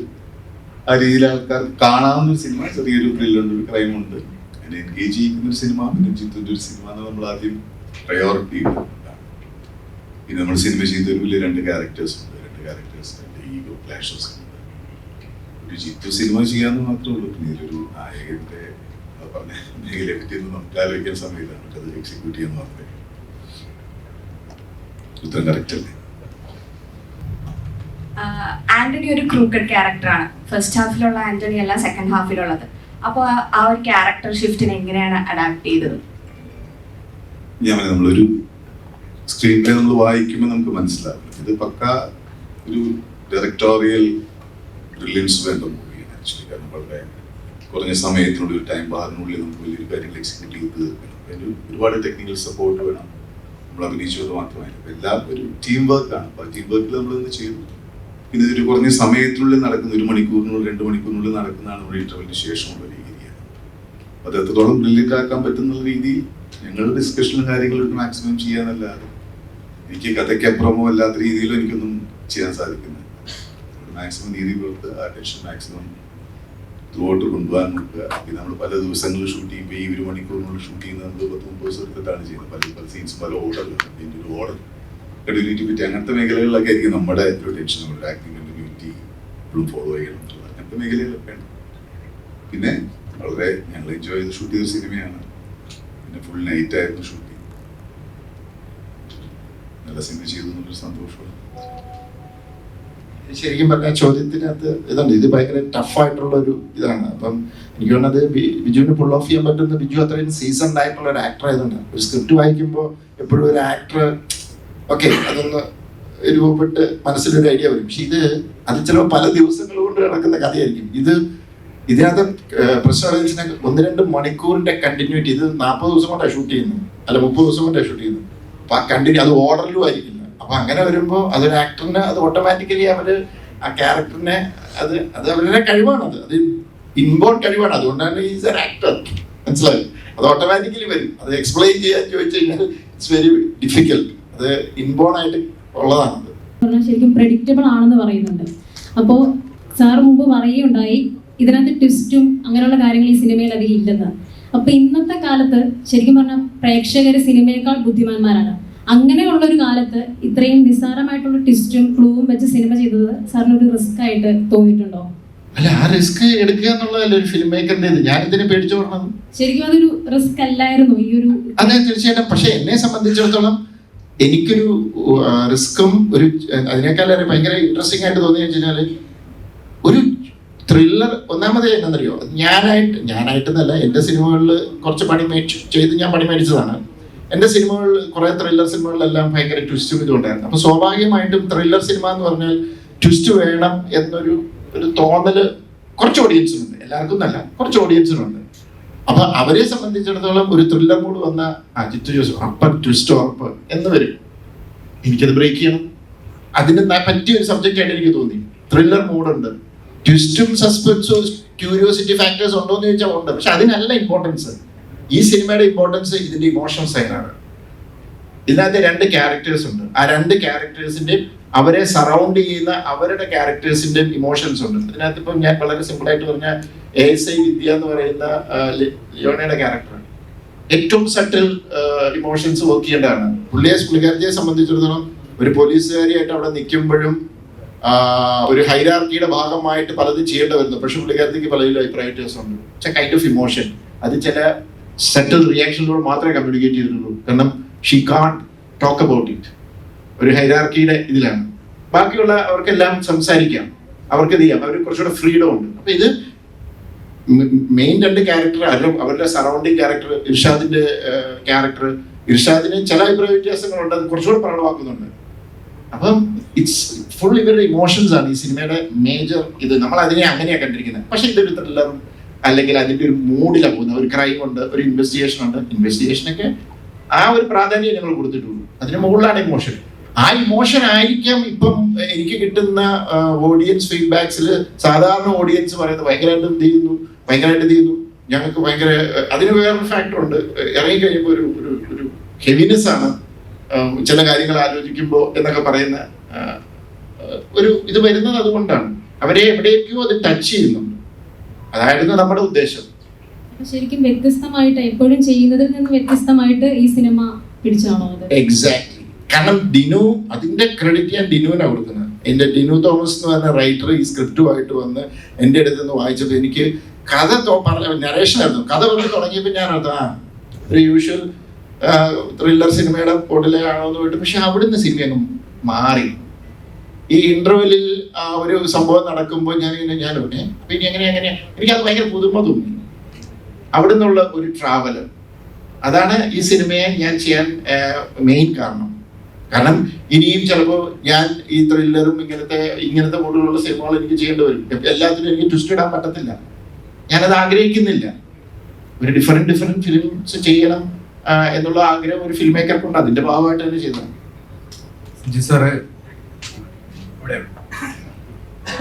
ഈ ഇതിന്റെ ടൈറ്റിൽ എന്ന് പറയുമ്പോൾ വലതുവശത്തെ കളം എന്ന് പറയുന്ന ഒരു ബൈബിളിൽ ഒരു പരാമർശമായിട്ട് അങ്ങനെ ഒരു ബന്ധമുണ്ട്. അപ്പൊ അതെന്തുകൊണ്ടാണ് അങ്ങനെ ആ ഒരു പേര് തിരഞ്ഞെടുക്കാനുള്ള ഒരു കാരണം ഇപ്പം പലതിലും ബൈബിളിലും അതുപോലെ മതപരമായ പേരുകളും ഒക്കെ ഉപയോഗിക്കാറുണ്ട്. അത് എന്താണ് ആ ഒരു പേരിന്റെ ഒരു അർത്ഥം? എന്താ പേര് ഞാനിട്ടതല്ല, പേര് വരുമ്പോഴേ ഉണ്ട്. അത് ഈ പേരും ഇതിനകത്ത് ഒരു ക്യാരക്ടറിന്റെ ഇതും തമ്മിൽ ഭയങ്കരമായിട്ടും കണക്ട് ചെയ്തിട്ടുണ്ട്. പക്ഷെ ഒരു ചെറിയ പ്രശ്നം വെച്ചാൽ ഇത് പലർക്കും അറിയില്ല. വലതുവശത്തെ കള്ളൻ എന്താന്നുള്ളത് പലർക്കും അറിയില്ല. എന്നെ കുറെ പേര് ഫോൺ വിളിച്ചു, സാറേ പടത്തെ കുറിച്ചൊക്കെ പറഞ്ഞിട്ട് ഇതാണ്, പക്ഷെ ഈ വലതുവശത്തെ കള്ളൻ എന്ന് ഉദ്ദേശിച്ച് കള്ളൻ ഏതാണ്, കള്ളൻ ആരാണ് എന്ന് ചോദിച്ചു. അപ്പൊ അവർക്കത് മനസ്സിലാവും. അപ്പൊ ഞാനത് എക്സ്പ്ലെയിൻ ചെയ്യേണ്ടി വന്നു. അത് ഞാൻ ഓർത്തത് പലർക്കും അറിയാമായിരിക്കും. പക്ഷെ രസവഞ്ചനെ ഇന്നലെ ഭയങ്കര രസം. ഒരു ക്രിസ്ത്യാനി എന്നെ വിളിച്ചിട്ട് പുള്ളിക്ക് പോലും മനസ്സിലായില്ല എന്നു. പിന്നെ ഒരു ബൈബിള് കാണാറില്ലല്ലേ എന്ന് ചോദിച്ചു. ശരിക്കും വലതുവശത്തെ കള്ളൻ എന്ന് പറയുന്നത് നമ്മുടെ ബൈബിളിനകത്ത് ഇതനുസരിച്ചിട്ട് ജീസസ് ക്രൈസ്റ്റ് മരിക്കുമ്പോൾ ഇടത്തും വലത്തും 2 കള്ളന്മാരുണ്ടായിരുന്നു. അതിനകത്ത് വലതുവശത്തെ കള്ളൻ ജീസസിനോട് പറയുന്നത് അയാളുടെ തെറ്റുകൾ ഏറ്റുപറഞ്ഞ് മനസ്സ് വെച്ച് ഞങ്ങളൊക്കെ ശിക്ഷിക്കപ്പെടുന്നതാണ്, പക്ഷെ നീ അങ്ങനെയല്ല, നീ ഒരു തെറ്റും ചെയ്യാതാണ് അങ്ങനെയെന്ന് പറഞ്ഞപ്പോൾ ജീസസ് പറയുന്നുണ്ട് നീ നിന്റെ കൂടെ സ്വർഗ്ഗരാജ്യത്തിൽ ഉണ്ടാവും എന്ന് പറയുന്നുണ്ട്. അതായത് അയാൾ മനസ്സ് വെച്ചു എന്ന് പറയുന്നത് ആ കള്ളന് മാനസാന്തരം വന്നു എന്നുള്ളതാണ്. അതാണ് കോൺസെപ്റ്റ്. ഈ സിനിമ കണ്ടവർക്ക് മനസ്സിലാവും ഇപ്പം അതെന്തായിരുന്നു നമ്മൾ എന്തുകൊണ്ടാണ് ഉദ്ദേശിച്ചത്. അത് തന്നെയാണ് കള്ളന് മാനസാന്തരം വരുന്നു. അതാണ് അതിനകത്ത് ഇമോഷൻ, ആ ക്യാരക്ടറിന്റെ ഇമോഷൻ. ഇന്ന് സിനിമയിൽ കാണുന്നത് ജഡ്ജ്മെന്റ് പാസ് ചെയ്യാനാണോ അല്ലെങ്കിൽ അനുഭവിക്കാനാണോ എന്ന് നിങ്ങൾക്ക് തോന്നുന്നു? ജഡ്ജ്മെന്റ് പാസ് ചെയ്യാനാണ്. ഓക്കെ, എനിക്ക് മനസ്സിലായി ചോദിച്ചിരുന്നു. ഓക്കെ, അത് ചിലര് സിനിമ കണ്ടു കഴിഞ്ഞ് കഴിഞ്ഞാൽ ആ സിനിമേനെ ഭയങ്കരമായിട്ട് കീറി മുറിച്ച് അനലൈസ് ചെയ്ത് അതിനെ കാണുന്നവരുണ്ട്. പക്ഷെ majority of the audience they want to feel it. അവർ വന്നു എൻജോയ് ചെയ്തു. അതിന്റെ ലോജിക് ഉണ്ടോ അതുണ്ടോ, ഭയങ്കര ബേസിക് ലോജിക്ക് വേണം. ഭയങ്കര സ്റ്റുപ്പിഡിറ്റി കാണിച്ചു കഴിഞ്ഞാൽ ആർക്കും ഇതില്ല. ബേസിക് ലോജിക്ക് ഒക്കെ ഉണ്ട്. അവർ വന്നു കണ്ടു എൻജോയ് ചെയ്തു. അവർക്ക് അതിന്റെ ഫീല് കിട്ടിയോ, ആ ഫീൽ അവർക്ക് കിട്ടണം. കിട്ടിയില്ലെങ്കിൽ അവർക്ക് ഇതാവും. ശരിക്കും വലതുവശത്തെ കള്ളൻ എന്ന് പറയുന്ന സിനിമ ഫീൽ ബേസ്ഡ് ആണ്. അതാ ഞാൻ പറഞ്ഞത്. ഇതിനകത്ത് ചില കാര്യങ്ങളൊക്കെ നമ്മൾ ചില ലോജിക്കൊക്കെ വിട്ട് ചെയ്തിട്ടുണ്ട്. കാരണം ആ ഫീലും ആ ഇമോഷനും അതിനാണ് ഞങ്ങൾ കൂടുതൽ ഇമ്പോർട്ടൻസ് കൊടുത്തിരിക്കുന്നത്. അപ്പൊ ആ ഇമോഷനാണ് ഇപ്പൊ ഞങ്ങൾക്ക് കിട്ടുന്ന മെസ്സേജിനകത്ത്. ഇപ്പൊ ഞാൻ ഇതിനു മുമ്പ് ചെയ്ത സിനിമയ്ക്കൊന്നും എനിക്ക് ഇതുപോലെ മെസ്സേജ് വന്നിട്ടില്ല. കാരണം അഭിപ്രായ വ്യത്യാസങ്ങളുണ്ട്. പക്ഷെ ഈ സിനിമയ്ക്ക് അങ്ങനെയല്ല. കുറെ ഭയങ്കര ഇതായിട്ട് ഇമോഷണലായിട്ട് കണക്ട് ചെയ്ത് ഹെവിനെസ് ഉണ്ട്. ഭയങ്കരമായിട്ടും ഇത് നിൽക്കുന്നു. അതിനകത്ത് ഒരാൾ പറയാണ് എനിക്ക് ആ ക്യാരക്ടറിന്റെ ഇതാണ് സങ്കടം, വേറൊരാള് പറയുമ്പോൾ എനിക്ക് മറ്റേ ക്യാരക്ടറിനോടാണ് കൂടുതൽ ഇത് തോന്നിയത്. അപ്പൊ ആൾക്കാര് പല തട്ടിലായിട്ടൊക്കെ നിന്ന് അങ്ങനെയുള്ള രീതിയിൽ ഇത് നിൽക്കണം. അപ്പൊ അത് അവർക്ക് ആ ഫീല് കിട്ടി എന്നുള്ളതാണ്. ബേസിക്കലി ഞാൻ ഒരു ഓഡിയൻ എന്നുള്ള നിലയിൽ ഞാൻ എപ്പോഴും സിനിമ കാണുന്നത് ബേസിക് ഓഡിയൻ. ഒരു ഹ്യൂമർ ആണെങ്കിലും സസ്പെൻസിനെ ആണെങ്കിലും എല്ലാം കാണാം. എന്നെ അത് എൻജോയ് ചെയ്യിച്ചു. Okay fine, that's it. അതിനകത്ത് ലോജിക്കോളം ഉണ്ടാകുന്ന എൻ്റെ പ്രശ്നമല്ല. പക്ഷെ ഇന്നത്തെ ഓഡിയൻസ് എങ്ങനെയാന്ന് വെച്ചിട്ടുണ്ടെങ്കിൽ 2 ടൈപ്പിലുള്ള ഓഡിയൻസ് ഉണ്ട്.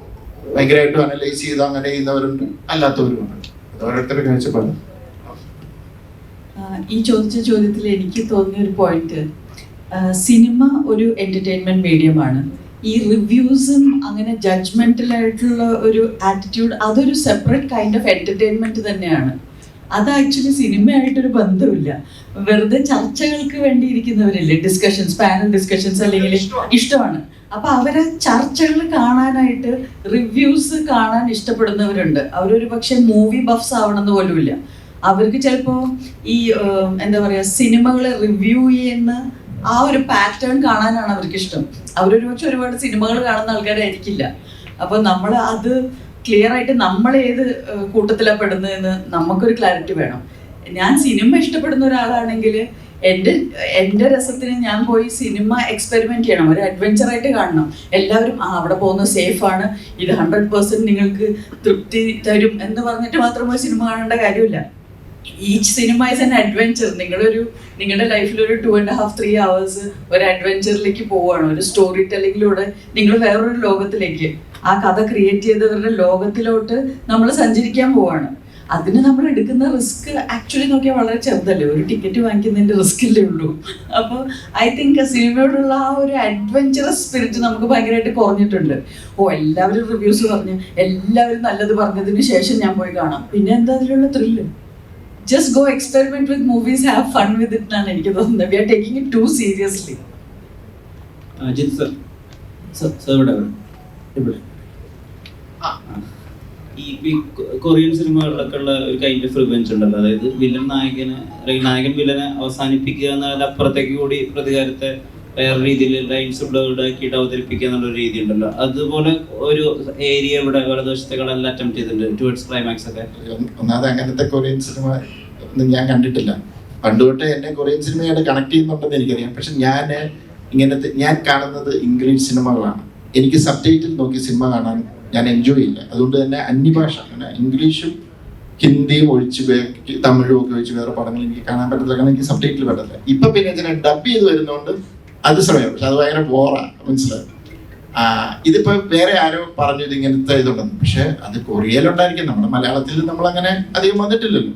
അതുകൊണ്ട് തന്നെ ഇത് കണ്ടപ്പോൾ ഭയങ്കര പുതുമയായിരുന്നു, മനസ്സിലായി. അപ്പൊ ഞാൻ ഭയങ്കര എക്സൈറ്റഡ് ആയിരുന്നു. എനിക്ക് അതിന്റെ ഒരു ക്ലൈമാക്സ്, അതിന്റെ ഒരു ഇമോഷൻ, പിന്നെ എനിക്ക് ഈ സിനിമയിൽ എല്ലാം കഴിഞ്ഞിട്ട് ഞങ്ങൾക്കൊക്കെ ഉണ്ടായിരുന്ന ഒരു പേടി ഉണ്ടായിരുന്നത് ആ ക്ലൈമാക്സിൽ ക്യാരക്ടർ തിരിച്ച് നടക്കുന്ന ആ ഒരു ഇത് തന്നെയാണ്. അത് ഞാൻ പറഞ്ഞു റിസ്ക് എടുക്കാം, അങ്ങനെയെങ്കിൽ അങ്ങനെ. അതിനുവേണ്ടി ഒത്തിരി പേരോട് ഡിസ്കസ് ചെയ്തു സിനിമ കാണിച്ചിട്ടില്ല. അപ്പൊ അവരെല്ലാം പറഞ്ഞില്ല അങ്ങനെയില്ല, അത് ജസ്റ്റിഫൈഡ് ആണല്ലോ എന്ന്. പക്ഷെ എനിക്ക് ഭയങ്കര ഒരു സന്തോഷം വെച്ച് കഴിഞ്ഞാൽ കുറെ പേര് വിളിച്ചിട്ട് ഇങ്ങനെ മെസ്സേജൊക്കെ അയച്ചപ്പോൾ ഞാൻ അവരോട് എടുത്ത് ചോദിച്ചപ്പോൾ അവർ സാറേ ഭയങ്കര ഹെവിനെസ് ആയിരുന്നു, പക്ഷെ അതാണ് അതിൻ്റെ ശരി എന്ന് പറഞ്ഞപ്പോൾ ഓക്കെ. അപ്പം നമ്മുടെ ആ ഒരു ജഡ്ജ്മെന്റ് തെറ്റിയിട്ടില്ല എന്ന് മനസ്സിലായി. അത് അതിനകത്ത് ചിലരിങ്ങനെ പറഞ്ഞവരുണ്ട്, എന്നാലും അത് വേണമായിരുന്നോ എന്ന് ചോദിച്ചിട്ടുണ്ട്. അവർക്ക് എവിടെയോ ഒരു ഡെലമയാണ്, അത് വേണം അങ്ങനെ. അപ്പം അതൊക്കെ ഈ സിനിമ കൊടുക്കുന്ന ഒരു എക്സ്പീരിയൻസ് ആണ്. ഇപ്പം ഞാൻ പറഞ്ഞാൽ ഈ സിനിമ കാണുമ്പോൾ കുറച്ച് പേർക്ക് വ്യത്യാസമുള്ളതാണ്. ഞാൻ പറഞ്ഞ അതിനെ കറക്റ്റായിട്ട് ഫോളോ ചെയ്യാൻ പറ്റുന്നവർക്ക് അതിന്റെ ആ എക്സ്പീരിയൻസ് കിട്ടുന്നത് ഭയങ്കര ഒരു പല തരത്തിലുള്ള ഇമോഷണൽ എക്സ്പീരിയൻസസ് ഉണ്ട്. എനിക്ക് ഒത്തിരി പറയാൻ പറ്റാത്തതിനാൽ പറയപ്പോഴും ഓടിക്കൊണ്ടിരിക്കുകയല്ലേ. ഈ ഇമോഷണലി ആ ട്രാക്കിനെ ഫോളോ ചെയ്തവർക്ക് അത് വലിയൊരു മൊമെന്റ് ആണ് സിനിമയില്. ഇമോഷണലി അല്ലാതെ ഇതൊരു ക്രൈം ത്രില്ലർ പോലെ മാത്രം ഫോളോ ചെയ്തവർക്ക് അത് ചിലപ്പോൾ കിട്ടണമെന്നില്ല. ആ ഇമോഷണൽ ഗ്രാഫിലൂടെ സഞ്ചരിച്ചവർക്ക് അത് ഭയങ്കര ഒരു മൊമെന്റ് ആണ്. ഞാനത് പറയാൻ കാരണം ഞാൻ സിനിമ കണ്ടത് എൻ്റെ ഹസ്ബൻഡിന്റെ കൂടെയാണ്. ട്രിവാൻഡ്രത്ത് ഞങ്ങൾ തിയേറ്ററിൽ പോയി കണ്ടു. അപ്പോൾ അദ്ദേഹത്തിന് ഒട്ടും കഥ അറിയില്ല, അറിയാൻ വേണ്ട എന്ന് പറയുന്ന വളരെയധികം സിനിമയെ സ്നേഹിക്കുന്ന ഒരാളാണ്. ആള് സിനിമ മുഴുവൻ കണ്ടു കഴിഞ്ഞിട്ട് ആ ക്ലൈമാക്സ് പോർഷനിൽ ശരിക്കും ചോക്ടപ്പായി എന്ന് പറഞ്ഞു. എന്നുവെച്ചാൽ it's so deep, there are so many layers to that എന്ന് പറഞ്ഞിട്ട്. അപ്പൊ എനിക്ക് മനസ്സിലായി കഥ അറിയാത്ത ഒരാളുടെ ഫീഡ്ബാക്ക് എനിക്ക് വളരെ സത്യസന്ധമായിട്ട് കിട്ടുമ്പോൾ ഞാനും വിചാരിച്ചു ഓക്കെ അങ്ങനെ ഫോളോ ചെയ്യുന്നുണ്ട്, ഇമോഷണലി ആ ട്രാക്കിനെ ഫോളോ ചെയ്ത്. എനിക്ക് തോന്നുന്നു ബിജു ചേട്ടൻ ചെയ്തൊരു വളരെ ബ്യൂട്ടിഫുൾ പെർഫോമൻസ് ആണ്. അത് പ്രത്യേകിച്ച് എൻ്റെ ഹസ്ബൻഡ് അറിയിക്കാനും പറഞ്ഞു, because he enjoyed it so much. സട്ടിലായിട്ട് അത് പെർഫോം ചെയ്യാൻ എളുപ്പമുള്ള ഒരു പെർഫോമൻസ് അല്ല അത്. ആസ് ആൻ ആക്ടർ എനിക്കത് പറയണമെന്ന് തോന്നി. പിന്നെ ഇതിനകത്ത് ഈ വേർഡ് നമ്പേഴ്സ് വെച്ചിട്ടൊരു വേർഡ് പ്ലേ ഉണ്ടല്ലോ, അത് സാധാരണ ഈ സിനിമകളിലൊക്കെയാണ് അധികവും കാണാറ്. അദ്ദേഹമാണ് ഈ വീരസ്പ അല്ലെങ്കിൽ എൻസൈക്ലോപീഡിയ ഒക്കെ വെച്ചിട്ട് വർക്ക് ചെയ്യുക. അതുപോലത്തെ ഒരു ഏരിയ ഉണ്ടല്ലോ ഇതിനകത്ത്. സോ അത് ഓഡിയൻസിന് എങ്ങനെ കണക്ട് ആവും? അത് കുറച്ചധികം ചിന്തിക്കേണ്ട ഒരു ഓഡിയൻസിന് ആ ഏരിയയിൽ എന്തെങ്കിലും ഡൗട്ട്ഫുൾ ആയിട്ട് ഒരു ഏരിയ ഉണ്ട്? ആ ഏരിയയിൽ സെക്കൻഡ് ഹാഫിൽ മൊത്തത്തിൽ ഇപ്പൊ ഇതിനകത്തൊരു ഇതുണ്ട്. കുറച്ച് പേർക്ക് സിനിമ ഇഷ്ടപ്പെടും, ചിലർ പറയുന്നുണ്ട് ചില കാര്യങ്ങൾ മനസ്സിലായില്ല, കിട്ടിയില്ല എന്ന് പറയുന്നുണ്ട്. ഇതിന്റെ സെക്കൻഡ് ഹാഫിനകത്ത് ഇപ്പൊ സിനിമ കണ്ടവർക്കറിയാം, ഞങ്ങൾ അത് ഷൂട്ട് ചെയ്യുന്നപ്പോൾ ഞാനും സതീഷോടെ ഡിസ്കസ് ചെയ്ത് ഷൂട്ട് ചെയ്തപ്പോൾ എന്ന് വെച്ചാൽ വൺസ് ഈ പ്രശ്നം അങ്ങ് തുടങ്ങിക്കഴിഞ്ഞാൽ പിന്നെ കുറച്ച് സമയത്തെ കഥയാണ്. അവിടെ ഞങ്ങളുടെ ഷോട്ടുകളെല്ലാം മൂമെന്റിലാണ്. അത് ഞങ്ങൾ ട്രോളി ഷോട്ട്സും വേണ്ടാന്ന് വെച്ചു, ഫുൾ സ്റ്റേജിക്കാൻ വെച്ചിട്ടുള്ള എല്ലാം ഇതിലാണ്. കാരണം ഒരു കെയോസ് സിറ്റുവേഷനാണ്. അപ്പം അവിടെ ഒരു സ്പീഡ് ഫീൽ ചെയ്യണം, ആ ഒരു ഇത്. അപ്പം ഇപ്പൊ എനിക്ക് രണ്ട് തരത്തിലുള്ള ഇത് കിട്ടുന്നുണ്ട്. അപ്പം ആൾക്കാർ ഇത് വിളിച്ച് ചോദിക്കുന്നുണ്ട്, കാരണം അവർക്ക് സിനിമ ഇഷ്ടപ്പെട്ടു, പക്ഷെ ചില ഡൗട്ട്സ് ഉണ്ട്. ചിലർക്ക് ഇത് മനസ്സിലാകാതെ, കാരണം ഇത് സെക്കൻഡ് ഹാഫ് വളരെ സ്പീഡിലാണ് പോകുന്നത്. അപ്പം ഇത് വളരെ ഇതായിട്ട് വാച്ച് ചെയ്ത് നിൽക്കുന്നവർക്ക് അത് കണക്ട് ചെയ്ത് പോവാം. ഇതിൻ്റെ ഇടയ്ക്ക് ഒന്ന് ഫോണിലേക്ക് പോയി ഡിസ്ട്രാക്റ്റഡ് ആയി പോയാൽ കണക്ഷൻ പോകും. അങ്ങനെ കണക്ഷൻ പോകുന്നവർക്ക് പിന്നെ പറയുന്നത് കിട്ടിയില്ല. ടോട്ടാലിറ്റിയിലൊക്കെ സിനിമ കൊള്ളാം, പക്ഷെ അത് കിട്ടിയില്ല, അവിടെ ലാഗ് ഫീൽ ചെയ്തു. കാരണം മനസ്സിലാകുന്നില്ല, ഫോളോ ചെയ്യാൻ പറ്റുന്നില്ല. ഫോളോ ചെയ്തവർക്ക് ഭയങ്കരമായിട്ട് അവർ എക്സൈറ്റഡ് ആയിട്ട് പറയുന്നുണ്ട്, അത് ഭയങ്കര ഇതായിട്ട് വന്നതാണ്. ഇത് ഡിനു തരുന്ന സ്ക്രിപ്റ്റിൽ അതേപോലെ ഇതുണ്ട്, പക്ഷെ ഇതിന്റെ ഒരു ഫൈനൽ ഇതിൻ്റെ ഒരു ബിജുവിന്റെ ഫ്രണ്ടിൽ ഒരു പ്രസന്റേഷൻ ഉണ്ട്. അത് ഞാനൊരു മീഡിയം ആക്കിയതാണ്, ഓഡിയൻസിനോടത്തേക്ക് കമ്മ്യൂണിക്കേറ്റ് ചെയ്യാൻ. There is no other medium. പുള്ളിയുടെ മനസ്സിലുള്ള ഒരു കാൽക്കുലേഷൻ ആണത്. അതൊരു സിനിമാറ്റിക് ഇതിനു വേണ്ടി ഒരു മീഡിയം ആയിട്ട് നമ്മളതിനെ കാണിച്ചെന്നു. അതല്ലാതെ തന്നെ ഉണ്ണിയേട്ടൻ്റെ പടങ്ങളെ കണ്ടുണ്ടോ ഇല്ലയോ അതൊന്നും അല്ല. ഇത് ഡിനു കൊണ്ടുവന്ന സ്ക്രിപ്റ്റിനകത്ത് ഇതുണ്ട്. എനിക്ക് ആ സ്ക്രിപ്റ്റിനകത്ത് അധികം ഒന്നും മാറ്റങ്ങളൊന്നും വന്നിട്ടില്ല. പിന്നെ ഈ സെക്കൻഡ് ഹാഫ് ഞങ്ങൾ ഒരു പ്രത്യേക രീതിയിലാണ് അതിൻ്റെ ഒരു പ്ലാൻ ചെയ്തത്. അതുകൊണ്ട് ഇച്ചിരി സ്പീഡിലാണത്, പക്ഷെ ആ സ്പീഡ് കുറയ്ക്കാൻ പറ്റത്തില്ല. ആ കെയോസ് ഫീൽ ചെയ്യണം. അതുകൊണ്ടാണ് ടെൻഷനും ഇതും വരുന്നത്. അതുകൊണ്ട് ഇനി സിനിമ കാണാത്തവർ കാണുന്നുണ്ടെങ്കിൽ ആ സെക്കൻഡ് ഹാഫ് ഒക്കെ കുറച്ചൊന്ന് ഡിസ്ട്രാക്റ്റഡ് ആകാതെ ഒന്ന് ഫോളോ ചെയ്താൽ കുറച്ചുകൂടെ നിങ്ങൾക്ക് ആ എൻജോയ്മെന്റ് കിട്ടും. ബിജുട്ട, ഇപ്പോൾ വാർഷിക പദ്ധതി പോലെ വർഷത്തിലൊരു പോലീസ് വേഷമെങ്കിലും വരുന്നുണ്ടല്ലോ, അതിൽ വ്യത്യസ്തത കണ്ടെത്തുക വളരെ പ്രയാസമാണ്. ഇപ്പം ഇതിനകത്ത് അയാൾക്ക് പണത്തിനോടുള്ള കൊതി, തലവെല്ല സിസ്റ്റത്തിനകത്ത് തന്നെ നിൽക്കാനുള്ള ഒരു ശ്രമം, അങ്ങനെ ഓരോന്നിലും എന്തെങ്കിലും വ്യത്യസ്തമായിട്ട് കണ്ടുപിടിക്കണമല്ലോ. ഇത് എത്രമാത്രം ശ്രമകരമാണ് ഒരു പുതിയ പോലീസുകാരനെ മനസ്സിൽ രൂപപ്പെടുത്തിയെടുക്കുന്നത്? നല്ല ശ്രമകരമാണ് ആക്ച്വലി. ഒരുപാട് പോലീസ് ക്യാരക്ടേഴ്സ് ഒരുപാട് വരുന്നുണ്ട്. കുറച്ച് മടുപ്പുണ്ട് തന്നെ പറയാം. അതായത് ബെറ്റർ ആയിട്ട് സെലക്ട് ചെയ്യാൻ പറ്റും. സിനിമ കഴിയുമ്പോൾ നമ്മളൊരു പെർഫോമൻസ് ആക്ടർ എന്ന രീതിയിൽ ഒരു ബെറ്റർമെന്റ് ഉണ്ടാകാൻ വേണ്ടി ഒരു ക്യാരക്ടർ പെർഫോം ചെയ്യാൻ സ്കോപ്പ് ഉണ്ടോന്നു. ഈ സിനിമ അത്തരത്തിൽ എനിക്കൊരു സേഫ് ഏരിയ ആയിരുന്നു. ഡയറക്ഷനിൽ എനിക്ക് പെർഫോം ചെയ്യാൻ നല്ല സ്കോപ്പുള്ള ഒരു ക്യാരക്ടറായിട്ട് എനിക്ക് ഫീൽ ചെയ്യും. ഒരു സേഫ് ആയിട്ടുള്ള സബ്ജക്റ്റ്, ജോജു മറ്റ് ആർട്ടിസ്റ്റുകളും എല്ലാം ഉണ്ട്. ആ രീതി ഒരു നെഗറ്റീവ് ഷെയ്ഡ് ഉണ്ട് ഈ ക്യാരക്ടറിന്. ഒരുപാട് ഇമോഷണൽ, ഒരുപാട് തലങ്ങളിൽ കൂടി നമുക്ക് ആക്ടർ നില പരീക്ഷണം നടത്താനുള്ള ഏരിയകളുണ്ട്. എനിക്ക് പറ്റുന്ന സ്കോപ്പ് ഉണ്ട്. ആ രീതിയിലാണ് സെലക്ട് ചെയ്യുന്നത്. ഇപ്പൊ വനിതാ പോലീസും കൂടി ഒന്നും ചെയ്യാൻ. ഈ നെഗറ്റീവ് ഷെയ്ഡ്സ് എൻജോയ് ചെയ്യുന്നുണ്ടോ? അത് അതിനെ കുറിച്ചൊരു സ്വാതന്ത്ര്യം കിട്ടുന്ന പോലെ തോന്നുന്നുണ്ടോ? എനിക്കിഷ്ടമാണ് ആക്ച്വലി ചെയ്യാൻ, വളരെ ഇഷ്ടമാണ്. അത് പെർഫോം ചെയ്യാൻ സ്കോപ്പ് കൂടുതൽ അവിടെ പറ്റും. നമുക്ക് കുറച്ച് റെസ്ട്രിക്ഷൻ ഉണ്ടാകും. ഒരു തിയേറ്ററുള്ളൊരു ഹീറോ എന്നൊക്കെ പറയുമ്പോൾ കുറച്ച് എവിടെയെങ്കിലൊക്കെ നമ്മളെ കിട്ടിയിടേണ്ടി വരും. ചുറ്റുപാടുകളില്ലാതെ നമുക്ക് കൊണ്ടുപോകുന്നു, ഷോട്ട് പോകുന്നു, നെഗറ്റീവ് ഷെയ്ഡ്സ്. സട്ടിലിറ്റി ഉണ്ടല്ലോ ഇതിനകത്ത്. അയാൾക്ക് ഒരു പ്രത്യേക കാര്യത്തിനുള്ള ഒരു ആർത്തി കാണിക്കുന്ന സട്ടിലിറ്റി ഉള്ള ഒരുപാട് പോർഷൻസ് ഉണ്ട്. ഫ്ലാഷ് ബാക്കിലും ഇൻട്രൊഡക്ഷൻ സീൻ തന്നെ അങ്ങനെയാണ്. അപ്പം അവിടെ എന്തായിരുന്നു കമ്മ്യൂണിക്കേഷൻ? ഇയാളെ എങ്ങനെ ഇയാൾക്ക് ഒരു കാര്യത്തിനുള്ള ഒരു കൊതി എങ്ങനെ കാണിക്കണം, അതെങ്ങനെ കമ്മ്യൂണിക്കേറ്റ് ആവണമെന്നായിരുന്നു ഒരു ഡിസ്കഷൻ. അപ്പോൾ ഡിനു എഴുതിയിട്ടുള്ള പോലെ തന്നെ ജിത്തുമായിട്ട് നമ്മൾ ഓരോ സീനും നമ്മൾ സംസാരിക്കുമല്ലോ. അപ്പോൾ നമ്മൾ ഇപ്പോൾ ആദ്യം ഈ സീൻ എടുക്കുമ്പോൾ തന്നെ എനിക്ക് സ്റ്റോറിൽ എടുത്തത് ആ സീൻസ് തന്നെയായിരുന്നു. എടുത്തപ്പോൾ നമ്മളതിൽ എവിടെയൊക്കെയോ എവിഡൻ്റ് ആയിട്ട് തോന്നും ഇയാൾക്കൊരു ഷെയ്ഡ് ഉണ്ടെന്ന് തോന്നും. അപ്പോൾ അങ്ങനെ പോകണോ ജിത്തു, നമ്മൾ ഒളിച്ചു വെച്ചിട്ട് പിന്നെ റിവീൽഡായാൽ മതി, ജിത്തുവിന് കിട്ടിപ്പോയിക്കോട്ടെ. നമ്മൾ തുടക്കത്തിൽ എങ്ങനെ തന്നെയാണ് ആന്റണി എസ്റ്റാബ്ലിഷ് ചെയ്യുന്നത്, കൊണ്ടുപോകുന്നത്. ഒരു ചെറിയൊരു കറപ്ഷൻ്റെ ഏരിയ ഒക്കെ ഉണ്ട്. ആ രീതിയിലാണെന്നൊക്കെ ഓരോ സീനിന് മുമ്പ് കരുതി. ഇത് കുറച്ച് റിസ്ക് ഉണ്ടായിരുന്നു ഷൂട്ട് ചെയ്യാനൊക്കെ. ഈ ചെറിയ ടൈം ബാറിൻ്റെ ഉള്ളിൽ നടക്കുന്ന ഒരു സ്റ്റോറി ആയതുകൊണ്ട് പാളിക്കുവാൻ വളരെ ചാൻസുകളുണ്ട്. നമ്മൾ പല ദിവസങ്ങളിലും പല സമയത്തും ഷൂട്ട് ചെയ്യുന്നതുകൊണ്ട് ഈ കണ്ടിന്യൂറ്റി നമുക്ക് വലിയ ബുദ്ധിമുട്ടാണ് അത് മെയിൻറ്റെയിൻ ചെയ്യാനായിട്ട്. വന്നൊരു സ്പീഡും ഒക്കെ മാനേജ് ചെയ്യാൻ ഭയങ്കര ബുദ്ധിമുട്ട്. അപ്പോൾ നമ്മുടെ ഏരിയ ഓരോ സീനും മുമ്പ് ഡിസ്കസ് ചെയ്യുന്നുണ്ട്, എങ്ങനെയായിരിക്കണം ഇവിടെ കുറച്ചും കൂടെ ഓപ്പൺ ആയിട്ട് ചെയ്യണോ, കുറച്ചും കൂടെ സെറ്റിൽ ആയിട്ട് ചെയ്യണോ, എല്ലാം ടീം വർക്ക് ഡിസ്കഷനിൽ പോകുന്നതാണ്. ഇത്തരം സബ്ജക്ട്സ് അങ്ങനെ ഹാൻഡിൽ ചെയ്യാൻ പറ്റും. നമ്മുടെ ജഡ്ജ്മെന്റിൽ കറക്റ്റ് എന്താണെന്ന് ആ രീതിയിൽ പോകും. പിന്നെ ടോട്ടലി കാണുമ്പോൾ അത് ഓക്കെ ആയിരിക്കുന്ന നമ്മുടെ ഒരു തീരുമാനമാണ്. വർക്കൗട്ട് ആണെന്ന് നമ്മൾ വിചാരിക്കുന്നു. വർക്കൗട്ടായ സന്തോഷം. വലിയ കാര്യം പറയുകയാണെന്ന് ഓരോ ഷോട്ട് കഴിഞ്ഞിട്ട് ഒരു ഷോട്ടൊക്കെ കഴിഞ്ഞിട്ട് ഞങ്ങൾ ഒരുമിച്ചിരിക്കുന്ന സമയങ്ങളിൽ ബിയറിന്റെ ആകെയുള്ള ആശങ്ക എന്ന് പറയുന്നത് കണ്ടിന്യൂറ്റി, അത് ഓക്കെ അല്ലടാ, ഈ ഷോട്ടും നമ്മളെ മറ്റേ ഷോട്ടും നേരത്തെ എടുത്തതായിട്ട് മാച്ച് ആവില്ല, കുഴപ്പമില്ലല്ലോ എന്നുള്ള ഭയങ്കരമായ ആശങ്കകൾ എപ്പോഴും ഷെയർ ചെയ്യുന്ന ഒരു സംഭവം ഉണ്ടായിട്ടുണ്ട്. പിന്നെ പോലീസ് ചെയ്യാനുള്ള എടുക്കുന്നതറിയില്ലേ, അച്ഛൻ പോലീസായിരുന്നു. ഇങ്ങനത്തെ ഒരു സബ്ജക്റ്റിനെ നമുക്ക് കാണുമ്പോൾ പെട്ടെന്ന് മാറ്റം തോന്നി. ഇപ്പൊ ഒരു പേപ്പർ വെയിറ്റ് ആണെങ്കിൽ പോലും നമ്മൾ പിറ്റേ ദിവസം വേറെ അത് മാറിയിരുന്നാൽ പോലും നിങ്ങൾ കാണുന്ന ഈ 1 മണിക്കൂർ സ്പാനിന്റെ ഉള്ളിൽ കാണുമ്പോൾ ഭയങ്കര കണ്ടിന്യൂറ്റി ചിലപ്പോൾ ഫീൽ ചെയ്യണം. അപ്പൊ അങ്ങനത്തെ ടെൻഷൻസ് നമ്മൾ ആക്ടിങ്ങിലൊക്കെ ഭയങ്കരമായിട്ട് ശ്രദ്ധിക്കായിരുന്നു. എല്ലാവരുടെയും കാര്യം എല്ലാവരും ശ്രദ്ധിക്കുക മാക്സിമം.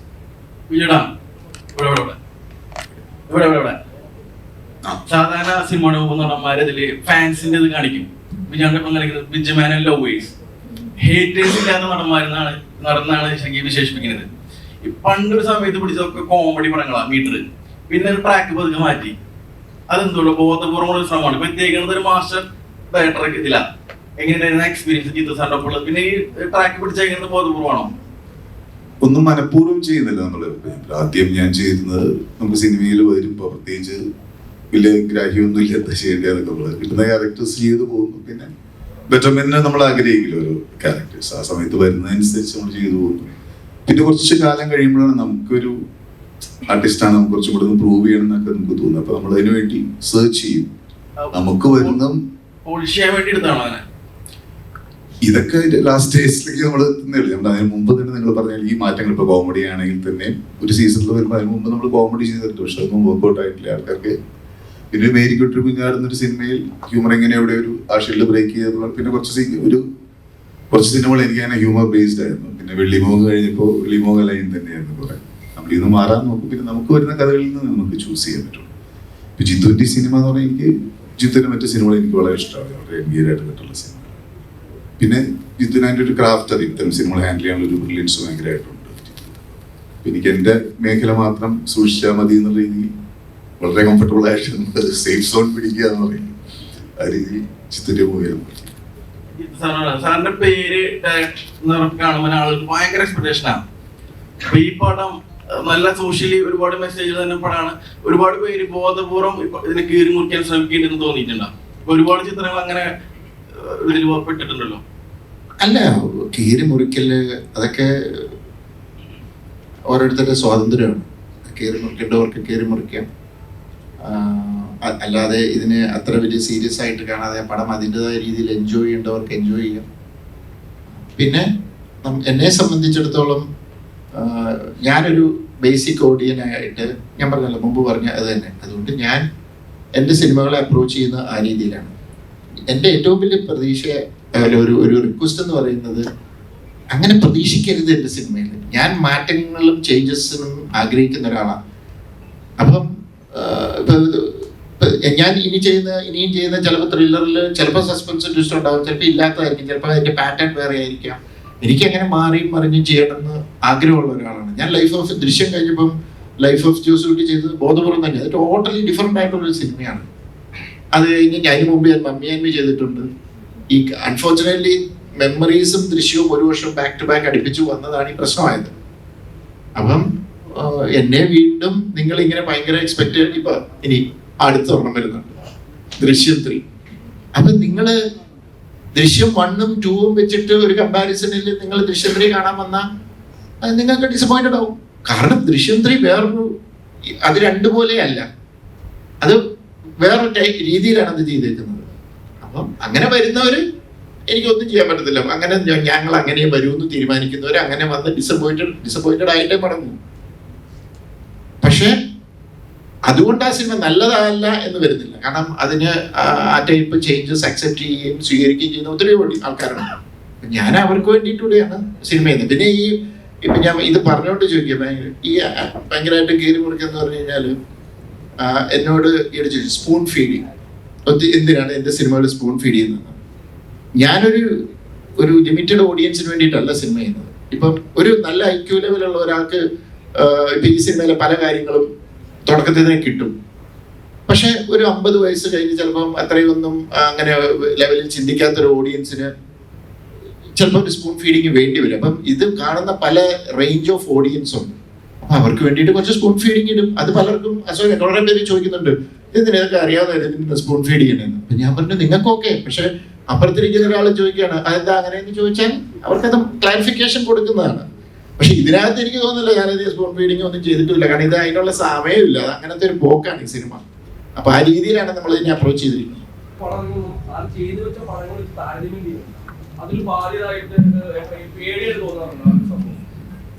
എൻ്റെ ഏറ്റവും വലിയ ഗുണം എന്നറിയോ, എനിക്ക് അതിനൊരു പേടിയില്ല. ഞാൻ സിനിമ ഇൻഡസ്ട്രി വന്നത്, ഞാൻ എപ്പോഴും പറഞ്ഞു, ഞാനൊരു റൈറ്റർ ഡയറക്ടറായിട്ടൊന്നും എനിക്ക്, ഞാൻ സ്റ്റോറി ടെല്ലർ. ഞാൻ കഥകൾ പറയും. ആ കഥകൾ പറയാൻ ആഗ്രഹിക്കുന്നു, എൻ്റെതായ രീതിയിൽ കഥ പറയുന്നു, അത് കുറച്ച് എൻ്റർടൈൻ ചെയ്തിട്ടുണ്ടെന്ന് പറയും. അതുകൊണ്ട് ഞാൻ പറഞ്ഞു എന്നെ അധികം ആൾക്കാർ ഇതിൽ നിന്ന് അങ്ങനെ പ്രതീക്ഷ വേണ്ട.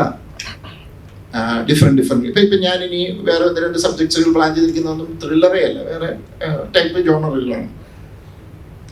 ഇനി ഒരു പേടിയെക്കുറിച്ച് എനിക്ക് ഞാൻ ഈ മരിക്കുന്നിടം വരെ ഇൻഡസ്ട്രി നിൽക്കണം എന്ന് ആഗ്രഹിച്ച് നിൽക്കുന്ന ഒരാളൊന്നുമല്ല. കുറച്ച് ആൾ കഴിയുമ്പോൾ നമ്മൾ ഔട്ട്ഡേറ്റഡ് ആയി കഴിഞ്ഞ് നമ്മളിത് കഴിഞ്ഞാൽ നമ്മൾ വേറെ പണിക്ക് പോകും. അല്ല ഇപ്പം ഞാൻ ബേസിക്കലി ഒരു കൃഷിക്കാരനായിട്ട് വന്നില്ല, പറമ്പിലിറങ്ങി കളിക്കാൻ പോകും. അതുകൊണ്ട് അങ്ങനത്തെ പേടിയൊന്നും എനിക്കില്ല. എനിക്ക് സിനിമ ചെയ്യുന്നത് ഇഷ്ടമാണ്, കഥ പറയുന്നത് ഇഷ്ടമാണ്. ഞാൻ എൻ്റെതായ രീതിയിൽ പറയുന്നു. ചിലർക്ക് അത് ഇഷ്ടപ്പെടും, ചിലർക്ക് അത് ഇഷ്ടപ്പെടുന്നില്ല. ഈയിടെ എന്നോട് കുറച്ച് പേര് ചോദിച്ചു താങ്കൾക്കെതിരെ പേഴ്സണലി ആരൊക്കെയോ അറ്റാക്ക് ചെയ്യുന്നു. അങ്ങനെ അറ്റാക്ക് ചെയ്യുന്നവർ അറ്റാക്ക് ചെയ്യില്ല. അതൊന്നും എൻ്റെ പ്രശ്നമല്ല. കാരണം ഞാൻ ചെയ്യുന്നതെല്ലാം മാത്രമാണെന്നൊന്നും ഞാൻ ഒരിടത്തും അവകാശപ്പെടുന്നില്ല. ഒരു ദൃശ്യവും മെമ്മറീസും ചെയ്തു, അത് കഴിഞ്ഞപ്പോൾ തൊട്ട് ബെഞ്ച് മാർക്ക് വെച്ച് ആ ബെഞ്ചിനെടുത്ത് മാർക്ക് എടുത്തൊന്നും മാറ്റിയാൽ തന്നെ നമുക്ക് നല്ല രീതി വരുന്നു. ഞാനത് എല്ലാം പിന്നെ കുറച്ച് പേര് ചോദിച്ചു എന്തിനാണ് ഈ കൊച്ചു സിനിമകൾ ചെയ്യുന്നത്. എനിക്കിഷ്ടമാണ് കൊച്ചു സിനിമകൾ ചെയ്യുന്നത്. വളരെ എനിക്ക് കുട്ടികളുടെ സിനിമയൊക്കെ ചെയ്യണമെന്ന് ആഗ്രഹമുണ്ട്. അപ്പം ഒരു നല്ല സ്ക്രിപ്റ്റ് വർക്ക് ചെയ്തെടുക്കാൻ പറ്റാത്തതുകൊണ്ടാണ്. ഞാൻ അങ്ങനെ പേടിക്കുന്ന ഒരാളൊന്നും. ഒരു കഥയും നല്ലൊരു സ്ക്രിപ്റ്റും ഉണ്ടെങ്കിൽ ഞാൻ ചെയ്യാൻ വേണ്ടിയാണ്. അത് കിട്ടാത്തതുകൊണ്ടാണ്. അല്ലാതെ ഓക്കെ എന്നാ ഇനി അടുത്തത് അങ്ങനെ ഒരു പടം ചെയ്തേക്കാന്ന് അങ്ങനെ നമുക്ക് പ്ലാൻ ചെയ്യാൻ പറ്റത്തില്ല. വരുന്ന കഥകളിൽ നല്ലത് നോക്കി നമ്മൾ സെലക്ട് ചെയ്തങ്ങ് പോകുന്നു. പിന്നെ അത് കഴിയുന്നതും ത്രില്ലർ ആകാതിരിക്കാൻ നോക്കാറുണ്ട്. ചിലപ്പോൾ അത് നടക്കാറില്ല. മറ്റുള്ള ജിത്തു ജോസഫ് സിനിമകളിൽ നിന്ന് അപേക്ഷിച്ച് ഞാനിപ്പോൾ ഈ പറഞ്ഞ പോലെ നമ്മുടെ ഒരു പ്രധാന ഇൻസിഡൻറ്റ് നടക്കുന്നത് ഒരു പോലീസ് സ്റ്റേഷനാണ്. അപ്പോൾ അതിനകത്ത് നമുക്ക് ഒത്തിരി ലിമിറ്റേഷൻസ് ഉണ്ട്. ചുമരും കുറച്ച് സ്ഥലമേ ഉള്ളൂ. ടെക്നിക്കലി നമുക്ക് കുറച്ച് അത് തന്നെയാണ് ഒരു ചലഞ്ച്. അപ്പോൾ അതിൽ എങ്ങനെ നമ്മൾ ഈ ബോറടിപ്പിക്കാതെ കുറേ ഷോർട്ട് ഡിവിഷൻസ് ഇല്ല, അപ്പോൾ അങ്ങനെ എങ്ങനെ ബോറടിപ്പിക്കാതെ മുന്നോട്ട് കൊണ്ടുപോകാന്ന് പറയുന്നതായിരുന്നു നമ്മുടെ ക്യാമറാസായിട്ടുള്ളൊരു ചലഞ്ച്. അപ്പോൾ അത് ആ ലിമിറ്റേഷൻസ് നിന്നിട്ട് നമുക്ക് ആൾക്കാർക്ക് എങ്ങനെ ഇൻട്രസ്റ്റിംഗ് ആകാമെന്നുള്ളതാണ് നമ്മുടെ ഫസ്റ്റ് തോട്ട്. അത് കഴിഞ്ഞിട്ട് അപ്പോൾ അത് കഴിഞ്ഞ് ഞങ്ങൾ തമ്മിലുള്ളൊരു ഡിസ്കഷനാണ് എല്ലാവരും മൂവ്മെൻറ്റിൽ കൊണ്ടുവരാമെന്നും. അപ്പോൾ അത് കുറച്ച് സൗകര്യമായി. പിന്നെ ഇതിനകത്ത് ആക്ടർ റേഷ്യോ ഉപയോഗിച്ചേക്കുന്നതും നമ്മൾ ഈ സ്ഥലം വളരെ കുറവായതുകൊണ്ട് തന്നെ കുറച്ച് വൈഡായിട്ട് തോന്നാനും ഒക്കെ വേണ്ടിയിട്ട് തന്നെ. അപ്പോൾ അത് തന്നെയാണ് എൻ്റെ ഏറ്റവും വലിയൊരു ചലഞ്ച്. പക്ഷെ മറ്റു സിനിമകളിൽ നിന്ന് നമുക്ക് ഈ നമ്മുടെ ഒരു വർക്കിംഗ് സ്പേസ് ഭയങ്കര കുറവാകുമ്പോൾ നമ്മൾ കൂടുതൽ എഫേർട്ട് എടുക്കേണ്ടി വരും. അപ്പം അത് തന്നെയാണ് ഈ സിനിമയുടെ ചലഞ്ച്. അതൊരു പരിധിവരെ കവറപ്പ് ചെയ്യാൻ പറ്റിയെന്നാണ് ഞാൻ വിചാരിക്കുന്നത്. അറിയില്ല. ലിയോണോടാണ് ചോദ്യം. ലിയോണ ഇവിടെ. ഹായ്. സോ ഇതുവരെ ചെയ്ത ക്യാരക്ടേഴ്സിൽ നിന്ന് വിദ്യ എന്ന ക്യാരക്ടർ എത്രത്തോളം ചാലഞ്ചിങ് ആയിരുന്നു, അല്ലെങ്കിൽ എത്രത്തോളം ഡിഫറെന്റ് ആയിരുന്നു? വിദ്യ എനിക്ക് തോന്നുന്നു സ്റ്റാർട്ടിങ് കുറേ സീൻസ് നോക്കിക്കഴിഞ്ഞാൽ, സ്റ്റാർട്ടിങ് മാത്രമല്ല ത്രൂ ഔട്ട് മൂവി കുറേ സീൻസിൽ ഡയലോഗ് ഇല്ലാതെ കുറേ കാര്യങ്ങൾ കമ്മ്യൂണിക്കേറ്റ് ചെയ്യാൻ ഞാൻ ശ്രമിച്ചിട്ടുണ്ട്. അത് ഓഡിയൻസിന് കിട്ടിയിട്ടുണ്ടാവുമെന്നാണ് ഞാൻ വിശ്വസിക്കുന്നത്. അപ്പോൾ അങ്ങനത്തെ എന്താ പറയുക, without words how do you express എന്നുള്ളത് ഇതിൽ ഒരു ചാലഞ്ചിങ് ഫാക്ടറായിരുന്നു. അല്ലെങ്കിൽ വെറുതെ സൈഡിൽ നിൽക്കുന്ന ഒരു ക്യാരക്ടറായിരുന്നു. അതിൽ ആ ക്യാരക്ടറിന് കുറേ എന്തുകൊണ്ട് ഒരു സപ്പോർട്ടിങ് ക്യാരക്ടർ നമ്മൾ ചെയ്യുന്നു എന്നുള്ളതിൽ എനിക്ക് ആ ക്യാരക്ടർ സപ്പോർട്ടിങ് ക്യാരക്ടർ ആണെങ്കിലും there are lot of layers to her എന്ന് എനിക്ക് തോന്നിയിട്ടുണ്ട്. എനിക്ക് വിദ്യയ്ക്ക് ഒരു ബാക്ക് സ്റ്റോറി എൻ്റെ മനസ്സിലുണ്ടായിരുന്നു. വിദ്യ എന്താണെന്ന് എനിക്ക് ക്ലിയർ ആയിട്ട് അറിയായിരുന്നു. വിദ്യയ്ക്ക് ഓരോ മൊമെന്റിലും ഓരോ സീൻസിലും what is Vidya going through എന്നുള്ളത് എനിക്ക് വളരെ ക്ലിയർ ആയിരുന്നു. സോ എനിക്ക് ഇതൊക്കെ ചലഞ്ചസ് ആയിരുന്നു. സോ അവിടെയാണ് മെയിൻ പരിപാടി നടക്കണമെങ്കിലും ഞാനിവിടെ തകർത്തഭിനയിക്കുന്ന മാതിരിയാണ് എനിക്ക് തോന്നിയിരുന്നത്. So basically the best challenge was reacting without most of the reactions. അതും കുറേ വളരെ സിമിലർ ആയിട്ട് തോന്നാവുന്ന റിയാക്ഷൻസ് ഉണ്ട് if you just look here and their. അതിനെ എങ്ങനെ ഓരോ കാര്യങ്ങൾ പറയുമ്പോൾ അത് ഓരോ വാക്കുകളുടെ അർത്ഥം വെച്ചിട്ട് എങ്ങനെ റിയാക്ട് ചെയ്യണം എന്ന് ഞാൻ ആലോചിച്ച് ചെയ്തിട്ടുണ്ട്. അത് മാത്രമാണ് ചലഞ്ചായിട്ട് തോന്നിയത്. വൈഷ്ണവി, എങ്ങനെയുണ്ടായിരുന്നു എക്സ്പീരിയൻസ് ജിത്തു സാറിന്റെ ഒപ്പം വർക്ക് ചെയ്തപ്പോൾ? നല്ല എക്സ്പീരിയൻസ് ആയിരുന്നു. ഈ പറഞ്ഞ പോലെ ആസ് എ ബിഗിനർ ജിത്തു സാറിന്റെ പടത്തിലൊക്കെ കിട്ടാന്ന് പറഞ്ഞാൽ ഭയങ്കര ഭാഗ്യമാണ്, ഭയങ്കര ബ്ലെസ്സിങ് ആണ്. ഭയങ്കര എന്താ പറയാ, ഒത്തിരി സന്തോഷം ഉണ്ടായിരുന്നു കോൾ വന്നപ്പോൾ തന്നെ. സോ ഞാൻ എൻ്റെ ഒരു 100% കൊടുത്തു എന്നാണ് എൻ്റെ ഒരു വിശ്വാസം. ഐറിൻ എന്നുള്ള ക്യാരക്ടറാണ് ഞാൻ ചെയ്തത്, ജോചേട്ടൻ്റെ മോളായിട്ട്.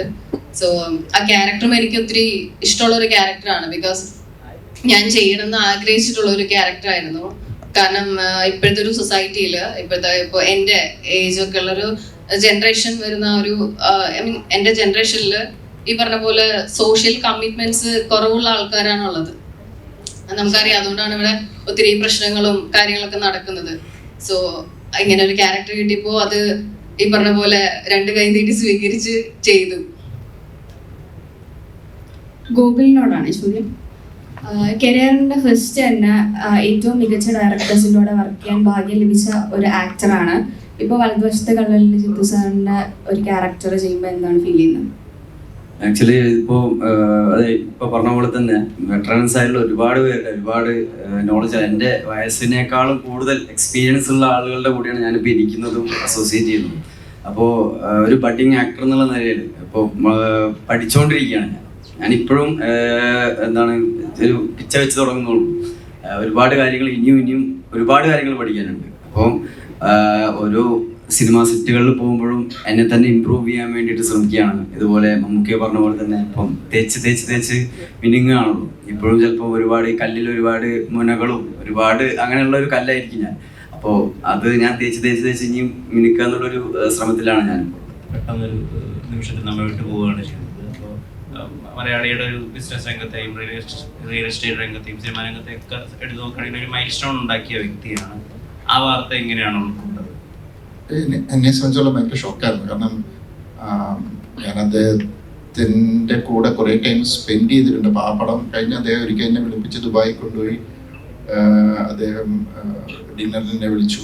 അദ്ദേഹത്തിന് ഒരു പ്രൊജക്റ്റ് ചെയ്യണം എന്നുള്ളൊരു ആഗ്രഹമൊക്കെ പറഞ്ഞു. അപ്പോൾ ആ സമയത്ത് പക്ഷെ പതുക്കെ മതി, തിരക്കില്ല എന്നൊക്കെ പറഞ്ഞു. എന്നിട്ട് എന്നെ ആ ബുഗാട്ടിയിൽ കയറ്റിയിരുത്തി ഒരു ഓടിയൊക്കെ ഓടിക്കാറുണ്ട്. ഇപ്പോഴും ഓർക്കുന്നുണ്ട്. ഭയങ്കര നല്ല ഡൗൺ ടു എർത്ത് ആയിട്ടുള്ള ഒരു മനുഷ്യൻ. ഒത്തിരി എനിക്ക് പിന്നെ അല്ലാതെ അറിയാം ഒത്തിരി പേരെ സഹായിക്കുന്നതൊക്കെ. അപ്പോൾ ഇവിടെ പണ്ടൊക്കെ എറണാകുളത്ത് വരുമ്പോൾ എന്നെ വിളിക്കും. പിന്നെ അത് കഴിഞ്ഞ് പിന്നെ ടച്ചങ്ങ് വിട്ടുപോയി. ഞാൻ ഈ പ്രൊജക്റ്റിലും തിരക്കിലായി പോയി.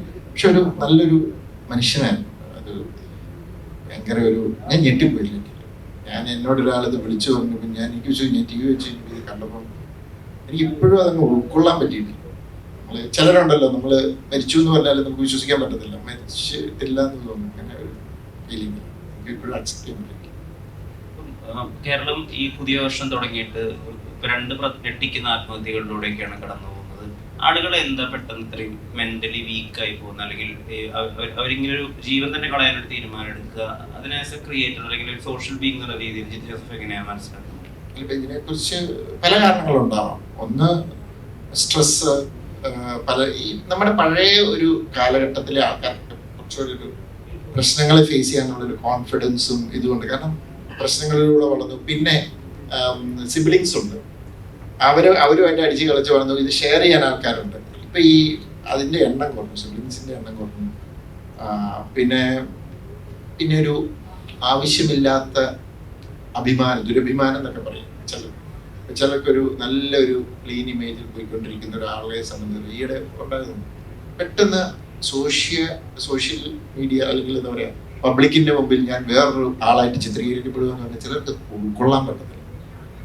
അവർക്കത് പിന്നെ അങ്ങനെ അയാൾ തെറ്റ് ചെയ്തിട്ടില്ലായിരിക്കും, പക്ഷെ അയാൾക്ക് അതിനോട് തിരിച്ച് പൊരുതി നിൽക്കാനോ ഒന്നുമില്ല. അയാൾക്ക് പിന്നെ സമൂഹത്തിന് ഫേസ് ചെയ്യാൻ ഉള്ള ഒരു ബുദ്ധിമുട്ട് ഭയങ്കര അങ്ങനെ വീക്ക് മൈൻഡഡ് ആകുമ്പോൾ എടുക്കുന്ന ഒരു ഇങ്ങനത്തെ ഒരു ഡിസിഷനാണ്. ഒരു പക്ഷേ അന്നേരം ഒരാളുമായിട്ട് സംസാരിക്കാൻ പറ്റിയാൽ ചിലപ്പോൾ അത് മുഴുവൻ പോകും.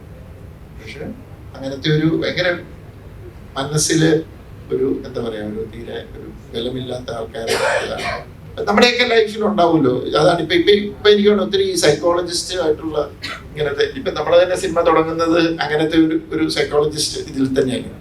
ഇപ്പൊ അങ്ങനത്തെ ആക്ച്വലി പണ്ടൊക്കെ ഒരു സൈക്കോളജിസ്റ്റിന്റെ അടുത്ത് പോകാന്ന് പറഞ്ഞാൽ ഞാൻ പറയുന്നത് എന്റെയൊക്കെ ചെറുപ്പം അവര് ഭ്രാന്താണെന്ന് തോന്നുന്നു എന്നായിരുന്നു. ഇപ്പൊ അങ്ങനെയല്ല. ഇപ്പൊ ഒരു സൈക്കോളജിസ്റ്റിനെ കാണാൻ പോകാന്ന് പറഞ്ഞാൽ ഓക്കെ എനിക്ക് ചില ടെൻഷൻ ഉണ്ട്, എങ്ങനെ ഹാൻഡിൽ ചെയ്യണം, അപ്പൊ അവരതിനെ പറഞ്ഞ് മനസ്സിലാക്കി എങ്ങനെയാണ് കൈകാര്യം ചെയ്യണം എന്ന് പറയും. ഇപ്പൊ അങ്ങനത്തെ സർവീസൊക്കെ ഉണ്ട്, ശരിക്കും അതൊക്കെ എടുക്കാം.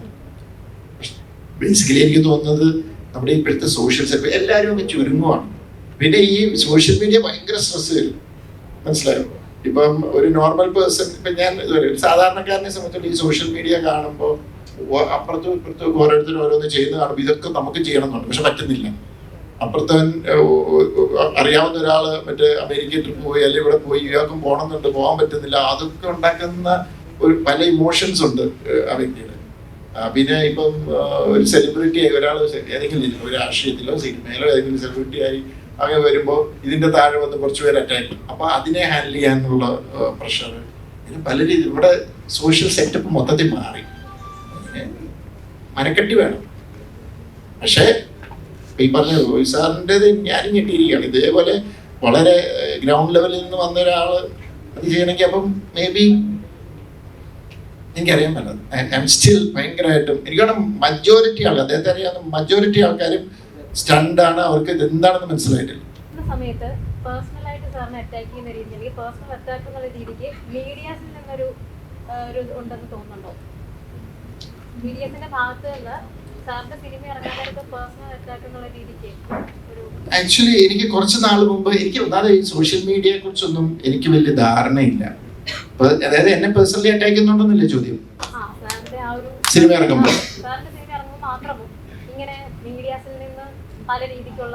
അല്ല മീഡിയാസ് എന്നല്ല ഈ സോഷ്യൽ മീഡിയ എന്നാണ് ഉദ്ദേശിച്ചത്.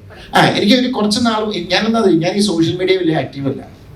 ഞാൻ വല്ലപ്പോഴും നമ്മുടെ ഫാമിലിയുടെ അങ്ങനെ എന്തെങ്കിലുമൊക്കെ നോക്കുന്നല്ലാതെ പിന്നെ എനിക്കൊരു ഹാൻഡലർ ഇല്ല. ഞാൻ തന്നെ എന്നെ ഇൻസ്റ്റാഗ്രാം നോക്കുന്നത്. അപ്പം പിന്നെ യൂട്യൂബിലൊക്കെ ഞാൻ കാണുന്നത് മുഴുവൻ മറ്റേ കോമഡി പ്രോഗ്രാംസും അതും ഇതൊക്കെ. അപ്പൊ കുറച്ച് നാൾ മുമ്പ് വരെ കുറച്ച് നെഗറ്റീവ്സും ഇതൊക്കെ ഇങ്ങനെയൊക്കെ വന്നപ്പം കുറച്ച് ന്യൂസുകളൊക്കെ വന്നപ്പോൾ ഞാൻ ഓർത്തത് എന്തായിരുന്നു വെച്ചപ്പം എൻ്റെ കൂടെ വർക്ക് ചെയ്യുന്ന ചെറുപ്പക്കാരായ പിള്ളേരുണ്ട്. അവരെ എന്നോട് പറഞ്ഞ് മനസ്സിലാക്കി തന്നു, അവരത് കാണിച്ചു തന്നു. അപ്പൊ അവരെന്നെ കാണിച്ചു അതിന്റെ ഐക്കോൺ ഞെക്കുമ്പോൾ ഐക്കോണിൽ ഇങ്ങനെ നോക്കുമ്പോൾ അതിനകത്ത് വേറെ പോസ്റ്റ് ഒന്നുമില്ല, ചുമ്മാ ഒരു അക്കൗണ്ട് മാത്രമാണ്, വേറെ വീഡിയോസ് ഒന്നുമില്ല. അവർ സാറേ ഇത് ആരോ ഒരാൾ ഫേക്ക് ആയിട്ട് ഉണ്ടാക്കിയിരിക്കുന്ന ഒരു ഐഡിയ ആണ്, ഇത് ഇങ്ങനെ പർപ്പസിനാണ്, ഇത് ഇങ്ങനെ ഉണ്ട് എന്ന് പറഞ്ഞു. അപ്പം ഞാൻ നോക്കിയപ്പോൾ അത് ഞാൻ മാത്രമല്ല, ഇതുപോലത്തെ വേറെ ഫിലിം മേക്കേഴ്സ്, വേറെ ആക്ടേഴ്സ്, പൊളിറ്റീഷ്യൻസ് എല്ലാവരും. ഇപ്പൊ സോഷ്യൽ മീഡിയയുടെ വലിയൊരു പ്രശ്നം അതാണ്. നമുക്ക് ഒളിഞ്ഞിരുന്ന് ഒരാൾക്ക് തന്നെ പല ഐഡിയ ഉണ്ടാക്കിയിട്ട് നമുക്ക് ഒരാളെ ഫേക്ക് ആയിട്ട് പറയാം, അത് ഇവിടെ ഇരുന്ന് ചെയ്യാം, എബ്രോഡ് ഇരുന്ന് ചെയ്യാം.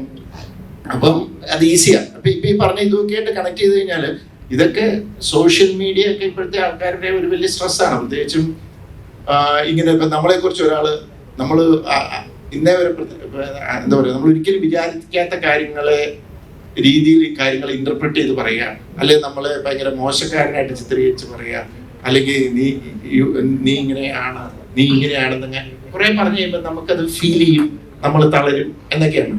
പക്ഷെ എന്നെ സംബന്ധിച്ചിടത്തോളം എനിക്കതൊന്നും പ്രശ്നമില്ല. കാരണം ലൈഫിൽ ചലഞ്ചസ് ഉണ്ടാവും, പ്രൊഫഷണലി നമ്മൾ പോകുമ്പോൾ എതിരുകളുണ്ടാവും, നമ്മളെ സപ്പോർട്ട് ചെയ്യുന്നവരുണ്ടാവും, കല്ലെറിയാൻ ആളുണ്ടാവും, അതൊക്കെ ഇതിന്റെ ഭാഗമാണ്. എന്നെ സംബന്ധിച്ചിടത്തോളം ഞാൻ ഏറ്റവും വലിയ ഭാഗ്യം എന്ന് പറയുന്നത് ഞാൻ വന്നത് ഒരു താഴെ എന്താ പറയാ ഒരു കർഷക കുടുംബത്തിൽ നിന്നാണ്.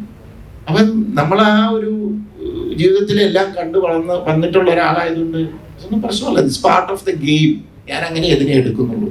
അപ്പൊ ഈ സിനിമ ഇറങ്ങിയപ്പോഴും കുറച്ച് പേര് അത് നമുക്ക് കാണാൻ പറയാനാണ്. നമ്മൾ അതിനെക്കുറിച്ച് ബോധമില്ല. നമുക്ക് നല്ല ജെന്യുവൻ ആയിട്ടുള്ള ക്രിറ്റിസിസം വരുമ്പോൾ അത് നമുക്ക് ഗുണകരമാക്കി എങ്ങനെ എടുക്കാം എന്നുള്ളത് ഞാൻ എപ്പോഴും നോക്കാറുണ്ട്. കാരണം അതിൽ നിന്ന് അഡ്വാൻറ്റേജ് എടുക്കുക എന്നുള്ളതാണ്. എല്ലാത്തിൽ നിന്നും നമ്മൾക്ക് അഡ്വാൻറ്റേജസ് ആയിട്ട് എടുക്കുക, മറ്റേതങ്ങ് ഇഗ്നോർ ചെയ്യുക, മൈൻഡ് ചെയ്തായി ചെയ്യാതിരിക്കുക, അത്രേ ഉള്ളൂ. ബിജുചേട്ടന്റെ മകനായിട്ടാണ് നമ്മുടെ സിനിമയിൽ അഭിനയിക്കുന്നത് വലതുവശത്തെ കണ്ണിലും. ആടുജീവിതത്തിന് ശേഷം ആടുജീവിതത്തിന്റെ ഒരു ലൊക്കേഷനും അവിടുത്തെ ഒരു ഇതിൽ നിന്ന് വ്യത്യസ്തമായിട്ടുള്ള ഒരു ലൊക്കേഷനും കാര്യങ്ങളൊക്കെയാണ് വലതുവശത്തെ കണ്ണിലും. അപ്പോൾ അതിലേക്ക് വന്നപ്പോൾ ഉള്ളൊരു മാറ്റവും അതുപോലെ ഇപ്പം ബിജുചേട്ടന്റെ മകനായിട്ട് അഭിനയിച്ചപ്പോൾ ഉള്ളൊരു എക്സ്പീരിയൻസും ഒന്ന് ഷെയർ ചെയ്യാമോ? ഇപ്പോൾ ആടുജീവിതത്തിൽ ഇപ്പോൾ മൊത്തത്തിൽ ജോഗ്രഫി ആവട്ടെ, മൊത്തത്തിൽ കഥാപാത്രം ഫീൽ ചെയ്യുന്ന കാര്യങ്ങളാവട്ടെ, മൊത്തത്തിൽ എനിക്ക് തോന്നുന്നത് 2 ധ്രുവങ്ങളിലാണ് 2 കഥാപാത്രങ്ങളും നിൽക്കുന്നത് എന്നുള്ളത്. അപ്പോൾ ഇപ്പോൾ പറഞ്ഞ പോലെ തന്നെ ഒരു എക്സ്ട്രീം ഓപ്പോസിറ്റ് സാധനങ്ങളായിരുന്നു രണ്ടു പേർക്കുണ്ടായിരുന്നു ക്യാരക്ടേഴ്സിന്.